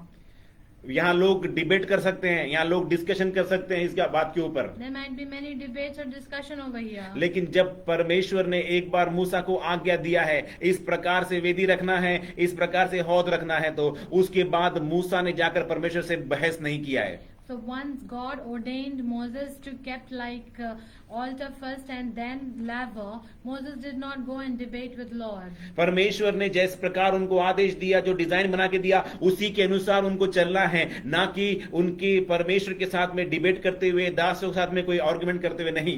The design that was created by the Lord Himself, Moses followed as it is, rather debating. क्योंकि जो डिबेट करते हैं, जो बहस करेंगे, वो परमेश्वर की आशीष को नहीं प्राप्त कर सकते हैं। For those who debate and argue, they will not receive the blessing of the गिनती Lord. 14 का 34 में लिखा हुआ है, Numbers 14 verse 34 जिस says, प्रकार जितने दिन तुम उस देश का भेद लेते रहे, अर्थात 40 दिन, उसकी गिनती के अनुसार दिन पीछे 1 वर्ष अर्थात 40 वर्ष का तक तुम अपने अधर्म का दंड उठाए रहोगे, तब तुम जान लोगे कि मेरा विरोध क्या है। according to the number of the days in which you spied out the land, 40 days, for each day you shall bear your guilt 1 year, namely 40 years, and you shall know my rejection. परमेश्वर ने यहाँ पे आज्ञा दिया है 40 साल तुम्हें बियाबान में घूमना है और 40 साल तुम्हें बियाबान में कष्ट और दुख और मुसीबत उठाना है, तो वो बात को इजरायलियों ने ग्रहण कर लिया है। Here God had ordained or given the number of the days for Israelites to be in the wilderness as 40 days, and they accepted it. निर्गमन 13 अध्याय उसका 17 से लेकर 18 तक पढ़ते हैं। Exodus chapter 13 verse 17 through 18 says, जब फिरौन ने लोगों को जाने की आज्ञा दे दी, तब यद्यपि फलस्तीन के देश में होकर जो मार्ग जाता है वह छोटा था, तो अभी परमेश्वर यह सोचकर उनको उस मार्ग से नहीं ले गया कि कहीं ऐसा ना हो कि वे जब ये लोग लड़ाई देखें तब पछताकर मिस्र की ओर लौट जाएं। इसीलिए परमेश्वर ने उनको चक्कर खिलाकर लाल समुद्र के जंगल के मार्ग से ले चला और इजरायली पांति बांधे हुए मिस्र से निकल गए। Then it came to pass when Pharaoh had let the people go, that God did not lead them by way of the land of Philistines, although that was near. For God said, lest perhaps the people change their minds when they see war and return to Egypt. So God led the people around by way of the wilderness of the Red Sea, and the children of Israel went up in orderly ranks out of the land of Egypt. ये जो मिस्र से कनान का रास्ता 40 दिन का रास्ता था, लेकिन इस प्रकार से चक्कर खिलाकर उनको ले गया गया, 40 साल लग गए उनको वहां पहुंचने में। From Egypt to Canaan, the path is only for 40 days, but the way God led the people around by way of the wilderness, it took 40 years. इसका मेरे अजीजों बहुत ही एक आत्मिक अर्थ है, क्यों परमेश्वर ने इन्हें इतने दूर, इतने साथ, इतने परेशानियों से इतना चक्कर खिलाकर लेकर गया। There are reasons why God has led them around the way. पर हमें परमेश्वर के साथ जुड़े रहना है, उसी समय परमेश्वर के दास की अगुवाई के साथ में चलना है। First of all, we must be connected with the Lord, and secondly, we must be under the leading of the saints of God. परमेश्वर के दासों की अगुवाई में हमें चलना है, क्योंकि वही दास जो है परमेश्वर हमारे बीच में मध्यस्थ की रीति में कार्य करता है। For many times God uses the servants of God as interceders. अगर हम संसार की रीति में अगर उस अगुवाई को देखेंगे तो वो एक मूर्खता की रीति में दिखाई देता है। But from the worldly angle, when we see this, it is foolish. ये व्यवस्था विवरण 32:12 में जिस प्रकार लिखा है, Deuteronomy 32:12 says, यहोवा अकेला ही उसकी अगुवाई करता रहा और उसके संग कोई और पराया देवता न था। we read from Deuteronomy chapter 32 verse 12. Deuteronomy chapter 32 verse 12. व्यवस्था विवरण 32:12। So the Lord alone led him, and there was no foreign god with him. इस जो बात को समझने के लिए क्यों परमेश्वर ने इन्हें 40 साल के इस रास्ते में मरुभूमि में लेकर चला, उसका 5 कारण है।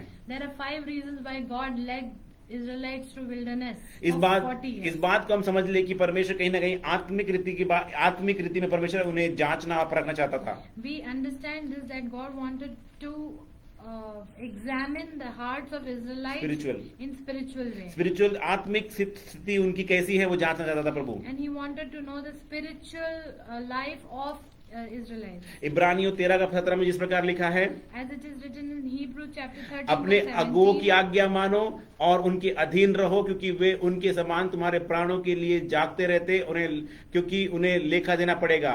वे यह काम आनंद से करें, ना कि ठंडी सांस लेकर, क्योंकि इस दशा में तुम्हें कुछ लाभ नहीं।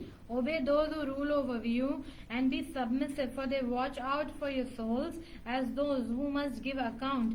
Let them do so with joy and not with grief, for that would be unprofitable. पहला कारण जो है परमेश्वर ने क्यों उन्हें इजरायलियों को मरुभूमि में 40 साल लेकर चला, उसका पहला कारण क्या है? First reason why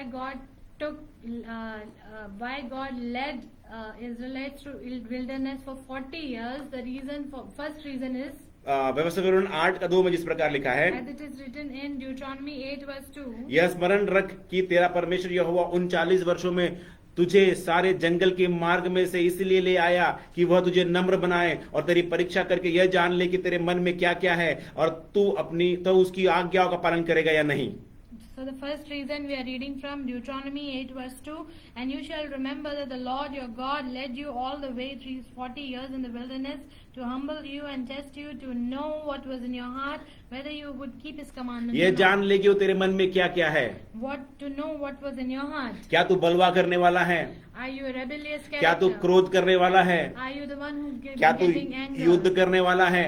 Are you the one who make war? क्या झगड़ा करने वाला है? Are you the one who rage? या पीछे भागने वाला है? Are you the one who backslide? या मर जाने वाला है? Are you the one who die? परमेश्वर चाहता है कि ये बात को जाने तेरे अंदर क्या है, So God wanted to know what is there in our क्योंकि heart. यशायाह 14:14 में लिखा है, As it is written in Isaiah chapter 14:14, Lucifer कहता है मैं मेघों से भी ऊंचे ऊंचे स्थानों पर चढ़ूंगा और परम प्रधान के तुल्य हो जाऊंगा। as it is written in the prophetical book of Isaiah chapter 14 verse 14, I will ascend above the heights of the clouds, I will be the most high. परमेश्वर के वचन में लिखा हुआ है मैं मेघों में से ऊपर हो जाऊंगा। As it is written in the word of God, I will ascend above the heights of the clouds. मेघ दिखाता है परमेश्वर की अगुवाई, यानी संतों की अगुवाई, वो बता रहा है कि मैं उसके ऊपर चढ़ जाऊंगा। Clouds reflect the leading of the saints of God or the leading of God himself, and here Lucifer says, I will ascend above the heights of the clouds. जो कोई भी परमेश्वर के निर्धारित किया हुआ मेघ यानी प्रभु के दास की अगुवाई के ऊपर जाने की कोशिश करता है, परमेश्वर उसे मरुभूमि में नाश कर देता है। Those who want to ascend themselves above the heights of the clouds or the leading of the saints of the Lord, God will kill them in the desert. ऐसा मनसा रखने वाले लूसीफर की आत्मा रहता है। This heart reflects the heart of Lucifer. क्योंकि Lucifer चाहता था कि मैं परमेश्वर के तुल्य हो जाऊं, परमेश्वर के बराबर हो जाऊं। For Lucifer wanted to be like the Most High. लेकिन परमेश्वर वचन कहता है मेरे जीजो आपको और मुझे नम्र और दीन होना है। But the word of God says, my dear people, that we must be humble and submissive. दूसरा पॉइंट है कि क्यों परमेश्वर ने उन्हें इजरायलियों को हालेलुया मरुभूमि में से लेकर आया। दूसरा कारण क्या है? The second reason why God lead them through wilderness is यह जानने के लिए कि परमेश्वर कैसा है। to know how God is. और व्यवस्था विवरण 29:5 में लिखा है, Deuteronomy 29 verse 5 says, मैं तुमको जंगल में 40 वर्ष लिए फिरा और न तुम्हारे तन पर वस्त्र पुराने हुए और न तेरी जूतियां तेरे पैरों में पुरानी हुई।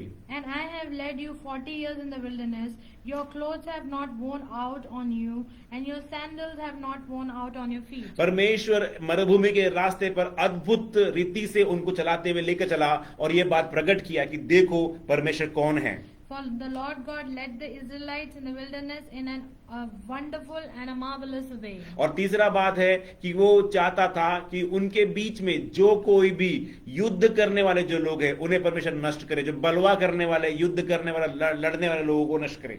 And third point why God led them through wilderness is to remove the people of war. यहोशू 5:6 में लिखा है, Joshua 5:6 says, क्योंकि इजरायलियों तो 40 वर्ष तक जंगल में फिरते रहे जब तक उस सारी जाति के लोग अर्थात जितने युद्ध के योग्य लोग मिस्र से निकले थे वे नष्ट न हो जाए, क्योंकि उन्होंने यहोवा की न मानी थी। इसलिए यहोवा ने शपथ खाकर उनसे कहा था कि जो देश मैंने तुम्हारे पूर्वजों की शपथ खाकर तुम्हें देने को कहा था और उसमें दूध और मधु की धाराएं बहती है, वह देश मैं तुमको नहीं दिखाने का। For the children of Israel walked 40 years in the wilderness, till all the people who were men of war, who came out of Egypt, were consumed, because they did not obey the voice of the Lord, to whom the Lord swore that he would not show them the land which the Lord had sworn of their fathers that he would give us, a land flowing with milk and परमेश्वर honey. की आवाज को ना सुनते हुए परमेश्वर से युद्ध करने वाले की मनसा के लोगों को परमेश्वर ने बियाबान से क्या कर दिया, नाश कर दिया। The people who did not obey or heed the word of the Lord and wanted to cause war amongst the people, परमेश्वर God consumed them. परमेश्वर की योजना के खिलाफ काम करने वाले, The people who are against the plan of God, परमेश्वर की मनसा के खिलाफ में काम करने वाले, the people who are against the mind of God, परमेश्वर के वचन के खिलाफ काम करने वाले, and those who are against the word of God, परमेश्वर की इच्छा के खिलाफ काम करने वाले, and those who are against the will of God. ऐसे लोगों को परमेश्वर ने मरुभूमि में नाश कर दिया। Such people were consumed in the wilderness by the Lord. चौथी बात हम वहां देखते हैं, Fourth point we see here, 5 कारण हैं हम देखते हैं जिसमें परमेश्वर ने इजरायलियों को मरुभूमि से लेकर आया। उसका चौथा कारण यह है, fourth reason that we see for God leading them through the wilderness is और चौथी बात है वो अपनी विधियों और नियम को बताने के लिए। to give law and ordinance. यहेजकेल 20:11 में लिखा है, Ezekiel chapter 20 verse 11 says, वहां उनको मैं अपनी विधियां बताई और अपने नियम भी बताए कि जो मनुष्य उसको माने वह उसके कारण जीवित रहेगा। And I gave them my statutes and showed them my judgments, which if a man does, he shall live by them. परमेश्वर के नाम की महिमा हो। Praise be to the holy name जो of the परमेश्वर Lord. ने हमें नियम और विधियां दी हैं, जो सत्य उपदेश हमको दिया है, उसके अनुसार हमें चलना है। The Lord has given us statutes, the laws, and we must walk according to the true हम उस doctrine. सत्य उपदेश में बने रहना है। We must be remaining into the true हमें doctrine. सियोन के उस तंग मार्ग में चलते हुए रहना है। We must be walking in the narrow path which is leading विश्वास us to को Zion. थामे रहते हुए चलना है। We must hold fast our faith. हमें किसी भी रीति से परमेश्वर के खिलाफ या उनकी विधियों के और नियमों के खिलाफ में नहीं बोलना। We should never talk against the laws and the ordinance of the Lord. यहूदा 1:8 में लिखा हुआ है, Jude 8 says, इसी रीति से ये स्वप्नदर्शी भी अपने अपने शरीर को अशुद्ध करते और प्रभुता को तुच्छ जानते हैं और ऊंचे पद वालों को बुरा भला कहते हैं। Jude 8 says, likewise also these dreamers defile the flesh, reject authority, and speak evil of dignitaries. वहां पे लिखा है कि प्रभुता को तुच्छ जानते हैं और ऊंचे पद वालों को बुरा भला कहते हैं। It's written here, they reject authority and speak evil of dignitaries. और पर मेरे अजीजों, जब वो प्रभु के दासों को रिजेक्ट करते हैं, वो परमेश्वर के बताए हुए नियम और कानून और परमेश्वर की बताई हुई जो व्यवस्थाएं हैं उसको वो लोग रिजेक्ट करते हैं। So here when they reject the saints of the Lord, they are also rejecting the law and the ordinance of the और Lord. पहला शमूएल 8वां अध्याय उसका 7 वचन प्रभु कहता है कि उन्होंने तुझे नहीं लेकिन उन्होंने मुझे तुच्छ जाना है। 1 Samuel chapter 8 verse 7 says, and the Lord said to Samuel, heed the voice of the people in all that they say to you, for they have not rejected you, but they have rejected me. और यहोवा ने शमूएल से कहा, वे लोग जो कुछ तुझसे कहें उसे मान ले, क्योंकि उन्होंने तुझको नहीं परंतु मुझको निकम्मा जाना है कि मैं उनका राजा न रहूं। That I should not reign over them. परमेश्वर का राजा न होने के लिए उन्होंने परमेश्वर को रिजेक्ट किया है। For God not to be as king for the Israelites, they rejected God. परमेश्वर के नाम की महिमा हो। Praise be to the holy name. हमें of the परमेश्वर के Lord. दिए हुए उपदेश में खड़े रहना है मेरे से, ना कि उसका बलवा करना है। We must be standing on the true doctrine of the Lord rather दूसरा rejecting. इतिहास 20 का 12 वचन में कहता है, 2 Chronicles 20 verse 12 says, हे हमारे परमेश्वर, क्या उनका न्याय न करेगा? यह जो बड़ी भीड़ हम पर चढ़ाई कर रही है, उसके सामने हमारा तो बस नहीं चलता और हमें कुछ समझ नहीं आता कि क्या करना चाहिए, परंतु हमारी आंखें तेरी ओर लगी रहती है। Oh our God, will you not judge them? For we have no power against this great multitude that is coming against us, nor do we know what to do. But our eyes are upon you. यहाँ यहोशापात एदोम के साथ में एक मोआबी और अमोनी साथ में एक युद्ध हो रहा है। उस युद्ध के विषय में परमेश्वर से कहता है, देख परमेश्वर, हमारा न्याय तो क्या ना करेगा, हमारे सामने युद्ध खड़ा है, लड़ाई खड़ी है, क्या तुम हमारे लिए लड़ेगा?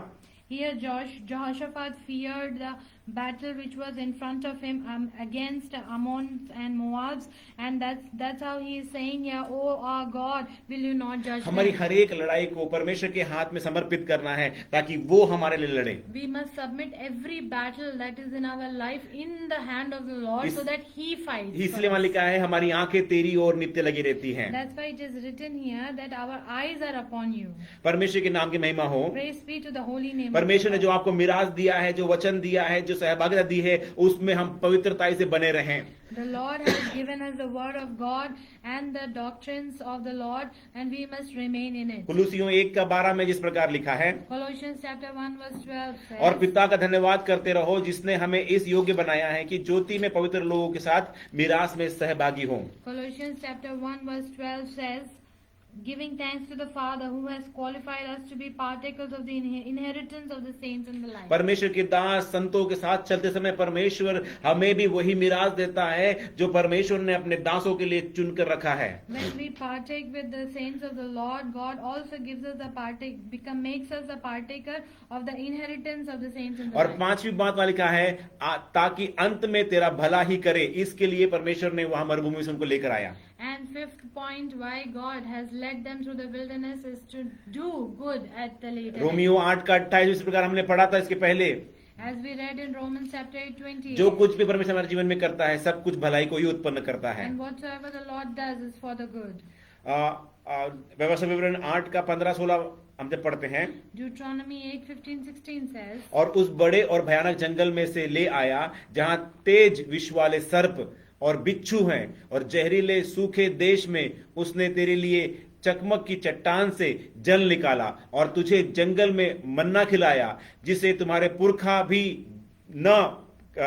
पुरखा जानते भी न थे, इसलिए कि वह तुझे नम्र बनाए और तेरी परीक्षा करके अंत में तेरा भला ही करे।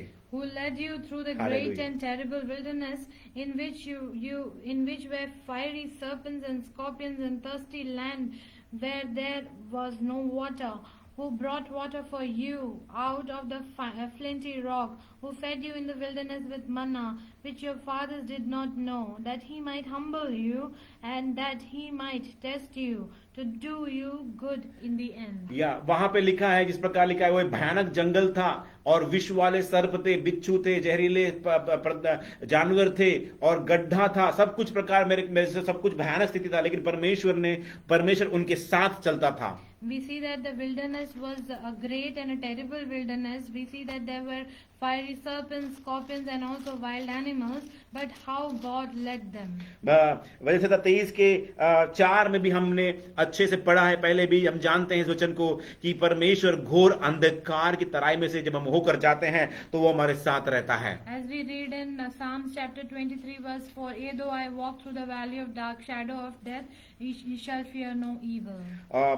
उसमें क्या है, चाहे मैं घोर अंधकार से भरी तराई में से होकर चलूं तो भी हानि से न डरूंगा, क्योंकि तू मेरे साथ रहता है, तेरे सोंटे और तेरे लाठी से मुझे शांति मिलती है। Yea though I walk through the valley of the shadow of death, I will fear no evil, for you are with me, your rod and your staff they comfort me. यिर्मयाह 2:6 में इस प्रकार भी लिखा हुआ मेरे अजीजों, Jeremiah chapter 2 verse 6 says, उन्होंने इतना भी न कहा जो हमें मिस्र देश से निकाल ले आया, जो हमें जंगल में से और रेत और गड्ढों में भरे हुए से निर्जल और घोर अंधकार के देश से, जिसमें होकर कोई नहीं चला और जिसमें कोई मनुष्य नहीं रहता, हमें निकाल ले आया, वो यहोवा कहाँ है? Neither they said, Where is the Lord that brought us up out of the land of Egypt, that led us through the wilderness, through a land of deserts and of pits, through a land of drought and of the shadow of death, through a land that no man passed through, and where no man dwelt. जिस प्रकार English में यहाँ लिखा है shadow of death, मृत्यु की छाया के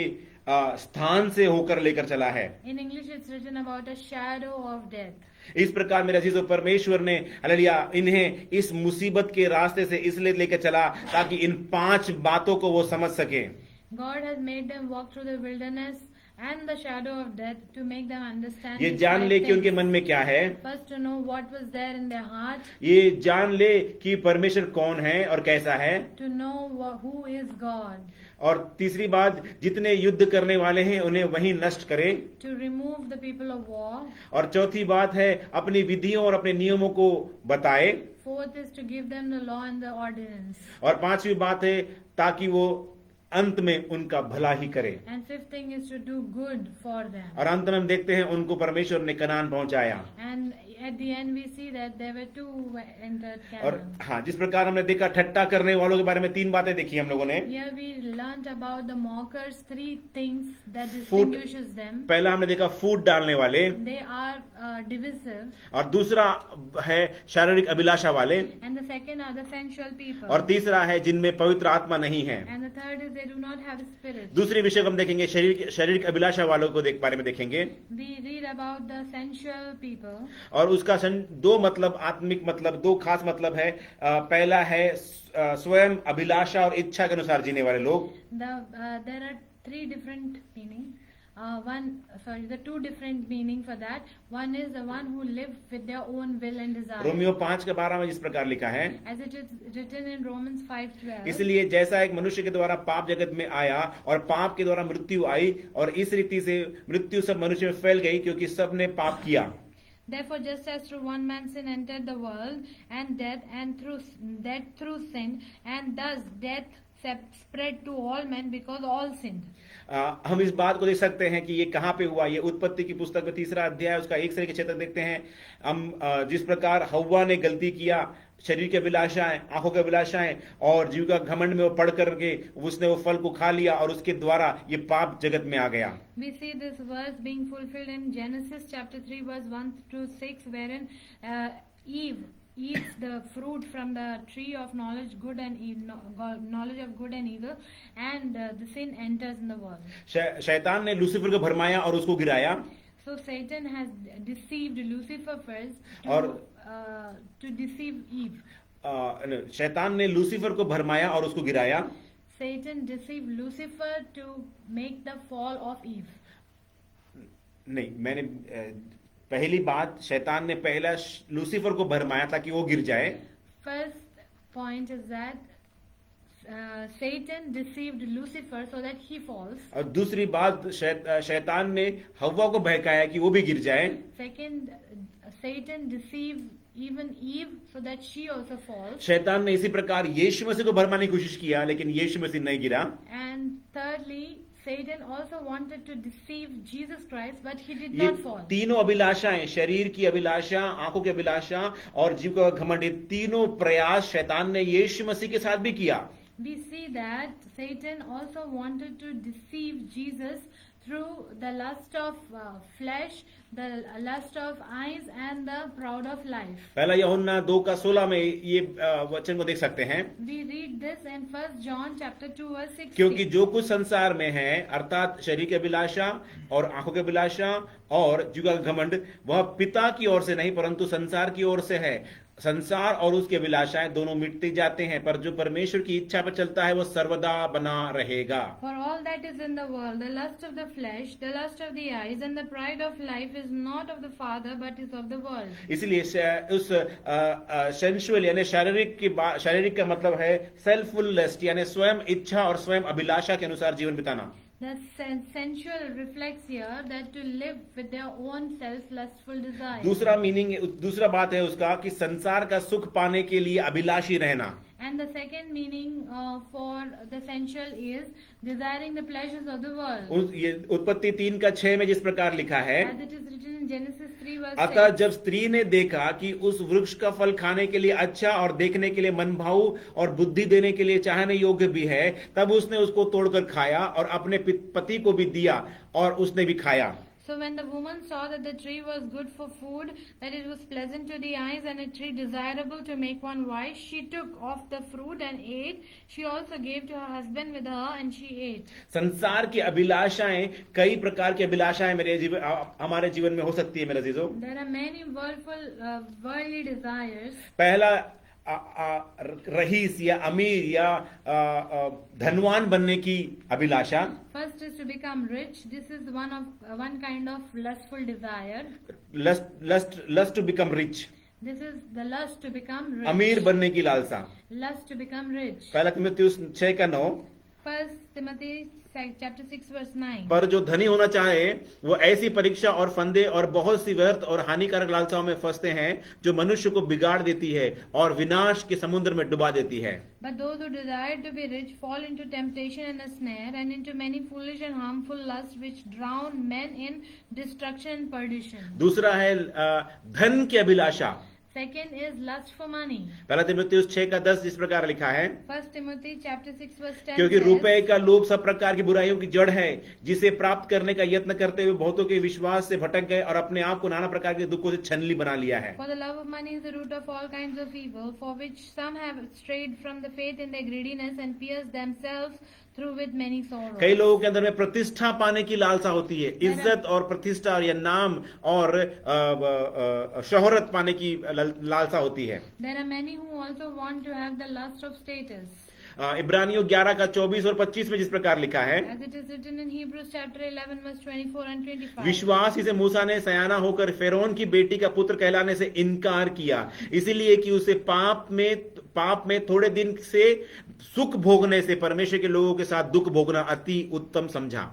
Hebrews chapter 11 verse 24 and 25. By faith Moses, when he became of age, refused to be called the son of Pharaoh's daughter, choosing rather to suffer affliction with the people of God than to enjoy the passing pleasures of sin. आपको मुझे चाहिए मेरे अजीजों, संसार की अभिलाषाएं, संसार की ख्वाहिशें, संसार की जो प्रतिष्ठा है उससे न ढूंढते हुए हम स्वर्ग सियोन की ओर मन लगाएं, हम उसके खोजी में रहें, हम उसकी ओर ताकते रहें, उसकी बातों को खोजें. We should not be behind the lust for money, lust to become rich, or lust for the status of the world, because these are worldly desires and pleasures. We should be rather seeking the kingdom of the Lord. मत्ती 7 में यीशु से कहते हैं, तुम धर्म और राज्य के पहले खोज करो, बाकी सब बातें हमारे लिए हो जाएंगी. As it is written in Matthew chapter 6 that we should seek the kingdom of the Lord, हमें and all these things shall be added unto संसार us. की प्रतिष्ठा पाने के लिए परमेश्वर ने हमें मना किया है. God has refused us to gain the status of the world. यिर्मयाह 45:5 में प्रभु ने क्लियरली इस बात को बताया है. Jeremiah chapter 45 verse 5 says, इसीलिए सुन, क्या तू अपने लिए बड़ाई खोज रहा है, मत खोज, ऐसा लिखा है वहां पे. we read that in the prophetical book of Jeremiah chapter 45 verse 5 it says, and do you seek great things for yourself? हाँ, मत खोज. हाँ, Do you seek great things for yourself? Do not seek them. Do not seek For them. behold, I will बस bring adversity. Do not seek them, मैंने उसे मत खोज. Hallelujah. संसार की प्रतिष्ठा और बड़ाई को ना खोज. And here it says that you do not seek those things which are of worldly. अगली अभिलाषा है जवानी की अभिलाषा. And that fourth lustful thing is youthful lust. पौलुस उसको दूसरा तिमुथियुस 2:22 में तिमुथियुस को पौलुस वार्निंग देता है, एक चेतावनी देता है. Paul gives warning to Timothy's letter of Timothy in chapter 2 Timothy chapter 2 verse 22. जवानी की अभिलाषाओं से भाग, और जो शुद्ध मन से प्रभु का नाम लेते हैं उनके साथ धर्म और विश्वास और प्रेम और मेल मिलाप का पीछा कर. 2 Timothy 2 verse 22. Flee also youthful lust, but pursue righteousness, faith, love, peace with those who call on the Lord out of a pure heart. आगे और एक अभिलाषा है, वो है अशुद्ध अभिलाषाएं. And the next lustful thing is unclean lust. इसके विषय में दूसरा पत्रस 2:10 कहता है, in this we read from 2 Peter 2:10. विशेष करके उन्हें जो अशुद्ध अभिलाषाओं के पीछे शरीर के अनुसार चलते और प्रभुता को तुच्छ जानते हैं, वे ढीठ और हट्टी हैं और ऊंचे पद वालों को बुरा भला कहने से नहीं डरते. And especially those who walk according to the flesh in the lust of uncleanliness and despise authority, they are presumptuous, self-willed, they are not afraid to speak evil of dignitaries. अशुद्ध अभिलाषाओं के पीछे वो चलते हैं, लिखा है वहां पे. They walk with the uncleanliness. दूसरा पत्रस 3 अध्याय उसका 4 और 5 में भी इस बात की बताता है, पुष्टि करता है. And 2 Peter 3 verse 4 to 5 also talks about. पहले यह जान लो कि अंतिम दिनों में हंसी ठट्टा करने वाले आएंगे, जो अपनी ही अभिलाषाओं के अनुसार चलेंगे और कहेंगे उनके आने की प्रतीक्षा कहाँ गई, क्योंकि जब से बाप दादा सो गए तो सब कुछ वैसा ही है जैसा सृष्टि के आरंभ से था. Knowing this first, the scoffers will come in the last days, walking according to their own lust and saying, where is the promise of the coming? For since the fathers fell asleep, all things continue as they were from the beginning of creation. शरीर की अभिलाषाओं के विषय में हम देख सकते हैं, पहली अभिलाषा है अमीर बनने की, रईस बनने की लालसा. Sensual desire talks about first is we see that Lust first to become through rich. the lust to become rich. धन की अभिलाषा. Second is lust for money. और प्रतिष्ठा की लालसा. Third is lust for status. जवानी की अभिलाषा. Youthful lust. और अशुद्ध अभिलाषा. Unclean lust. और कई अभिलाषाएं जो अनाज्ञाकारिता को भी दर्शाती है. एक अभिलाषा. There are other desires which are like disobedience, अहंकार से भरा हुआ जीवन proud nature, और दूसरों को दोष लगाने की प्रवृत्ति. and the nature of blaming others. परमेश्वर के नाम की महिमा हो. Praise be to the holy name of हम the यहूदा Lord. उसका पहला अध्याय उसका 17 से लेकर 18 तक हम लोग मनन कर रहे थे. We are meditating upon Jude 17:18. उसके 19 में भी जिस प्रकार लिखा हुआ है, फूट डालने वाले शारीरिक लोग और आत्मा जिनमें आत्मा नहीं है, उनके विषय में चर्चा कर रहे थे. We are learning that these are the sensual people. Verse 19 says these are sensual persons who cause divisions, not having the spirit. हमें फूट डालने वाले और शरीर की अभिलाषाओं में जीने वाले लोगों के विषय में हमने देखा है. We have learnt about the people who cause divisions and are sensual people. और तीसरा है जिनमें पवित्र आत्मा नहीं, जिनमें आत्मा नहीं है, वो विषय हम अगले क्लास में हम लोग सीखेंगे उसे. The third point of not having the spirit, we'll take it in the next हम class. परमेश्वर का धन्यवाद करें आज. Let's praise the Lord. परमेश्वर से कहें, प्रभु अपनी अगुवाई के अनुसार हमें लेकर चल. Let's praise the Lord and ask Him to lead us. परमेश्वर in से His यही guidance. प्रार्थना करें, परमेश्वर ये जमाने में जिस प्रकार फूट डालने वाले लोग आ रहे हैं, जो परमेश्वर से हमें अलग करते हैं और खुदा के दासों से हमें अलग करते हैं. Let's pray to the Lord that there are many divisive people who are coming into the world today. हम किसी प्रकार से भी हम इसमें अलगाव में ना हो, परमेश्वर के साथ निरंतर हम चलते रहें. But let us not get separated and walk with their lustful wills. परमेश्वर ने क्यों इजरायलियों को मिस्र देश से निकालकर मरुभूमि में लेकर आया, उस 5 भागों को हमने देखा है. We have also read about why God brought Israelites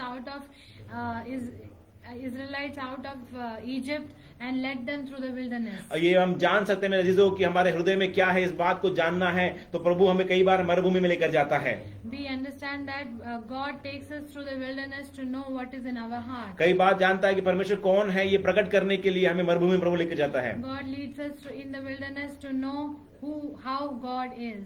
और परमेश्वर कई बार हमारे अंदर से बलवा करने वाली आत्मा को युद्ध करने, परमेश्वर झगड़ा करने और बलवा करने वाली आत्माओं को हमारे अंदर से निकालने के लिए परमेश्वर मरुभूमि में लेके जाता है. God lead us through the wilderness also to know, to remove the people of war, nature of war in us.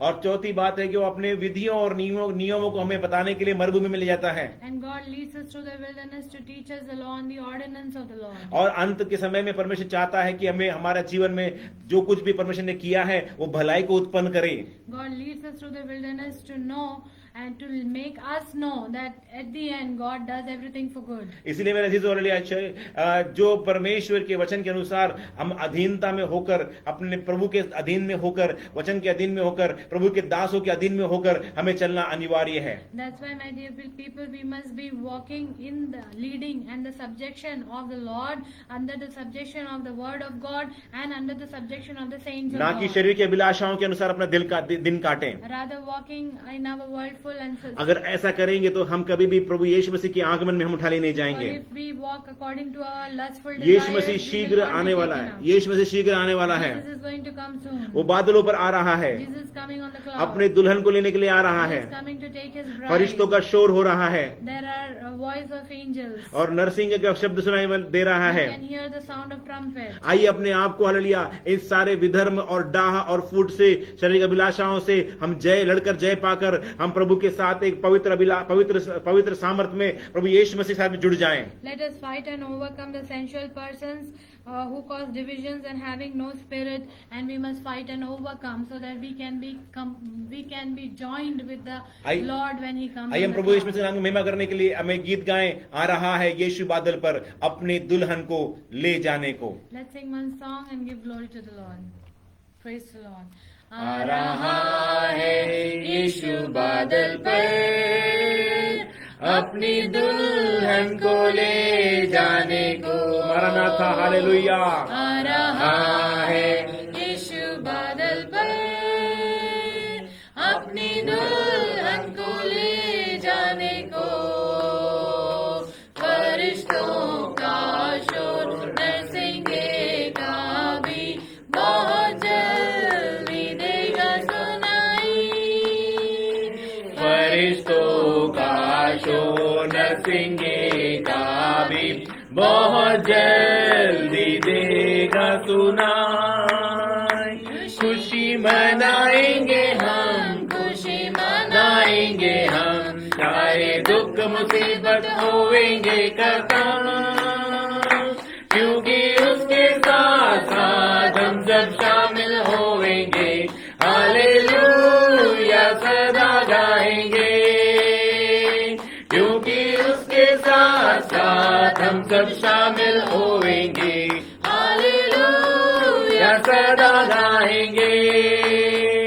मसीह में जो मोए जाएंगे, सुनकर आवाज नरसिंगे की। मसीह में जो मोए जाएंगे, सुनकर आवाज नरसिंगे की। उसके साथ हम भी बात तब्दीली हवा में यीशु से मिलेंगे। उसके साथ हम भी बात तब्दीली हवा में यीशु से मिलेंगे। खुशी मनाएंगे हम, खुशी मनाएंगे हम, सारे दुख मुसीबत होएंगे खत्म, क्योंकि उसके साथ साथ हम सब शामिल होएंगे। हालेलुया सदा गाएंगे, क्योंकि उसके साथ साथ हम सब शामिल होएंगे। हालेलुया सदा गाएंगे। रूए पाक दे दिया इनाम में, ताकि हो रे पाको बेगुना। रूए पाक दे दिया इनाम में, ताकि हो रे पाको बेगुना।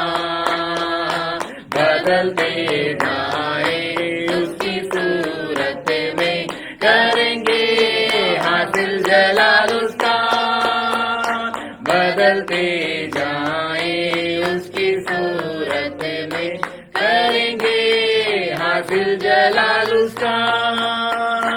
खुशी मनाएंगे हम, खुशी मनाएंगे हम, चाहे दुख मुसीबत होएंगे खत्म, क्योंकि उसके साथ साथ हम सब शामिल होएंगे। हालेलुया सदा गाएंगे, क्योंकि उसके साथ साथ हम सब शामिल होएंगे। हालेलुया सदा गाएंगे। मुसीबत और आजमाइशों को जो खुशी से करते हैं सबर, मुसीबत और आजमाइशों को जो खुशी से करते हैं सबर, जिंदगी का ताज है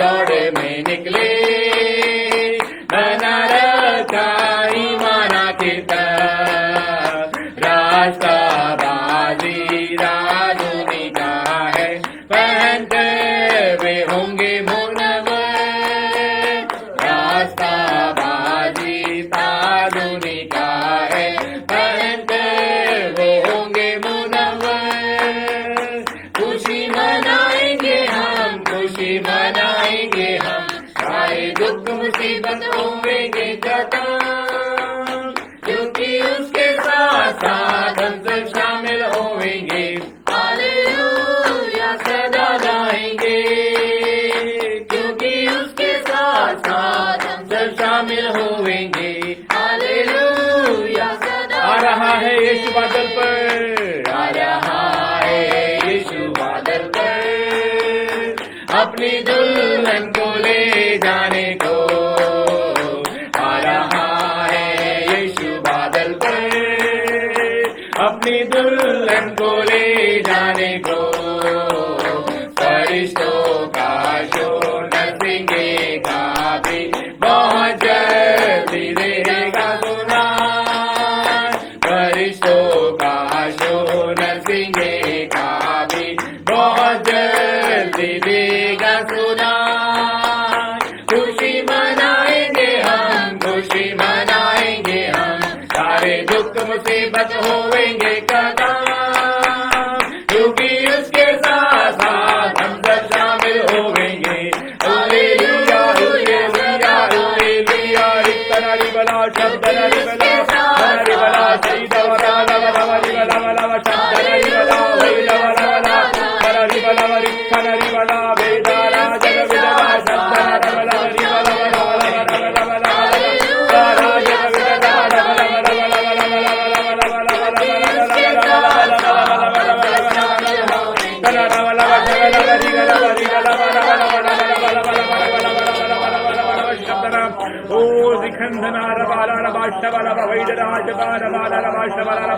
हम धन्यवाद करें परमेश्वर, अपने हाथ में धन्यवाद करें। Praise the Lord, praise the Lord, praise the Lord, praise the Lord, praise the Lord. सुनियो सुनियो सुनियो सुनियो सुनियो। धन्यवाद धन्यवाद धन्यवाद धन्यवाद धन्यवाद धन्यवाद परमेश्वर, आपने अनुग्रह और कृपा दया किया, आपका धन्यवाद करते हैं। सारी प्रार्थना विनती हमारे खुदावंद यीशु मसीह के नाम से मांगते हैं, कबूल कर, आमीन। और पिता का प्रेम, प्रभु यीशु मसीह का अनुग्रह और पवित्र आत्मा से भाग्यता अब से लेकर जब तक खुदावंद यीशु मसीह दोबारा बादलों पर न आ जाए तब तक हमारे बीच में हमेशा हमेशा होती रहे। खुदावंद यीशु मसीह की, खुदावंद यीशु मसीह की, वो शीघ्र आने वाला maranatha maranatha maranatha. Hallelujah hallelujah hallelujah hallelujah hallelujah. Praise the lord. प्रभु यीशु मसीह आप सबों को अनुग्रह करे।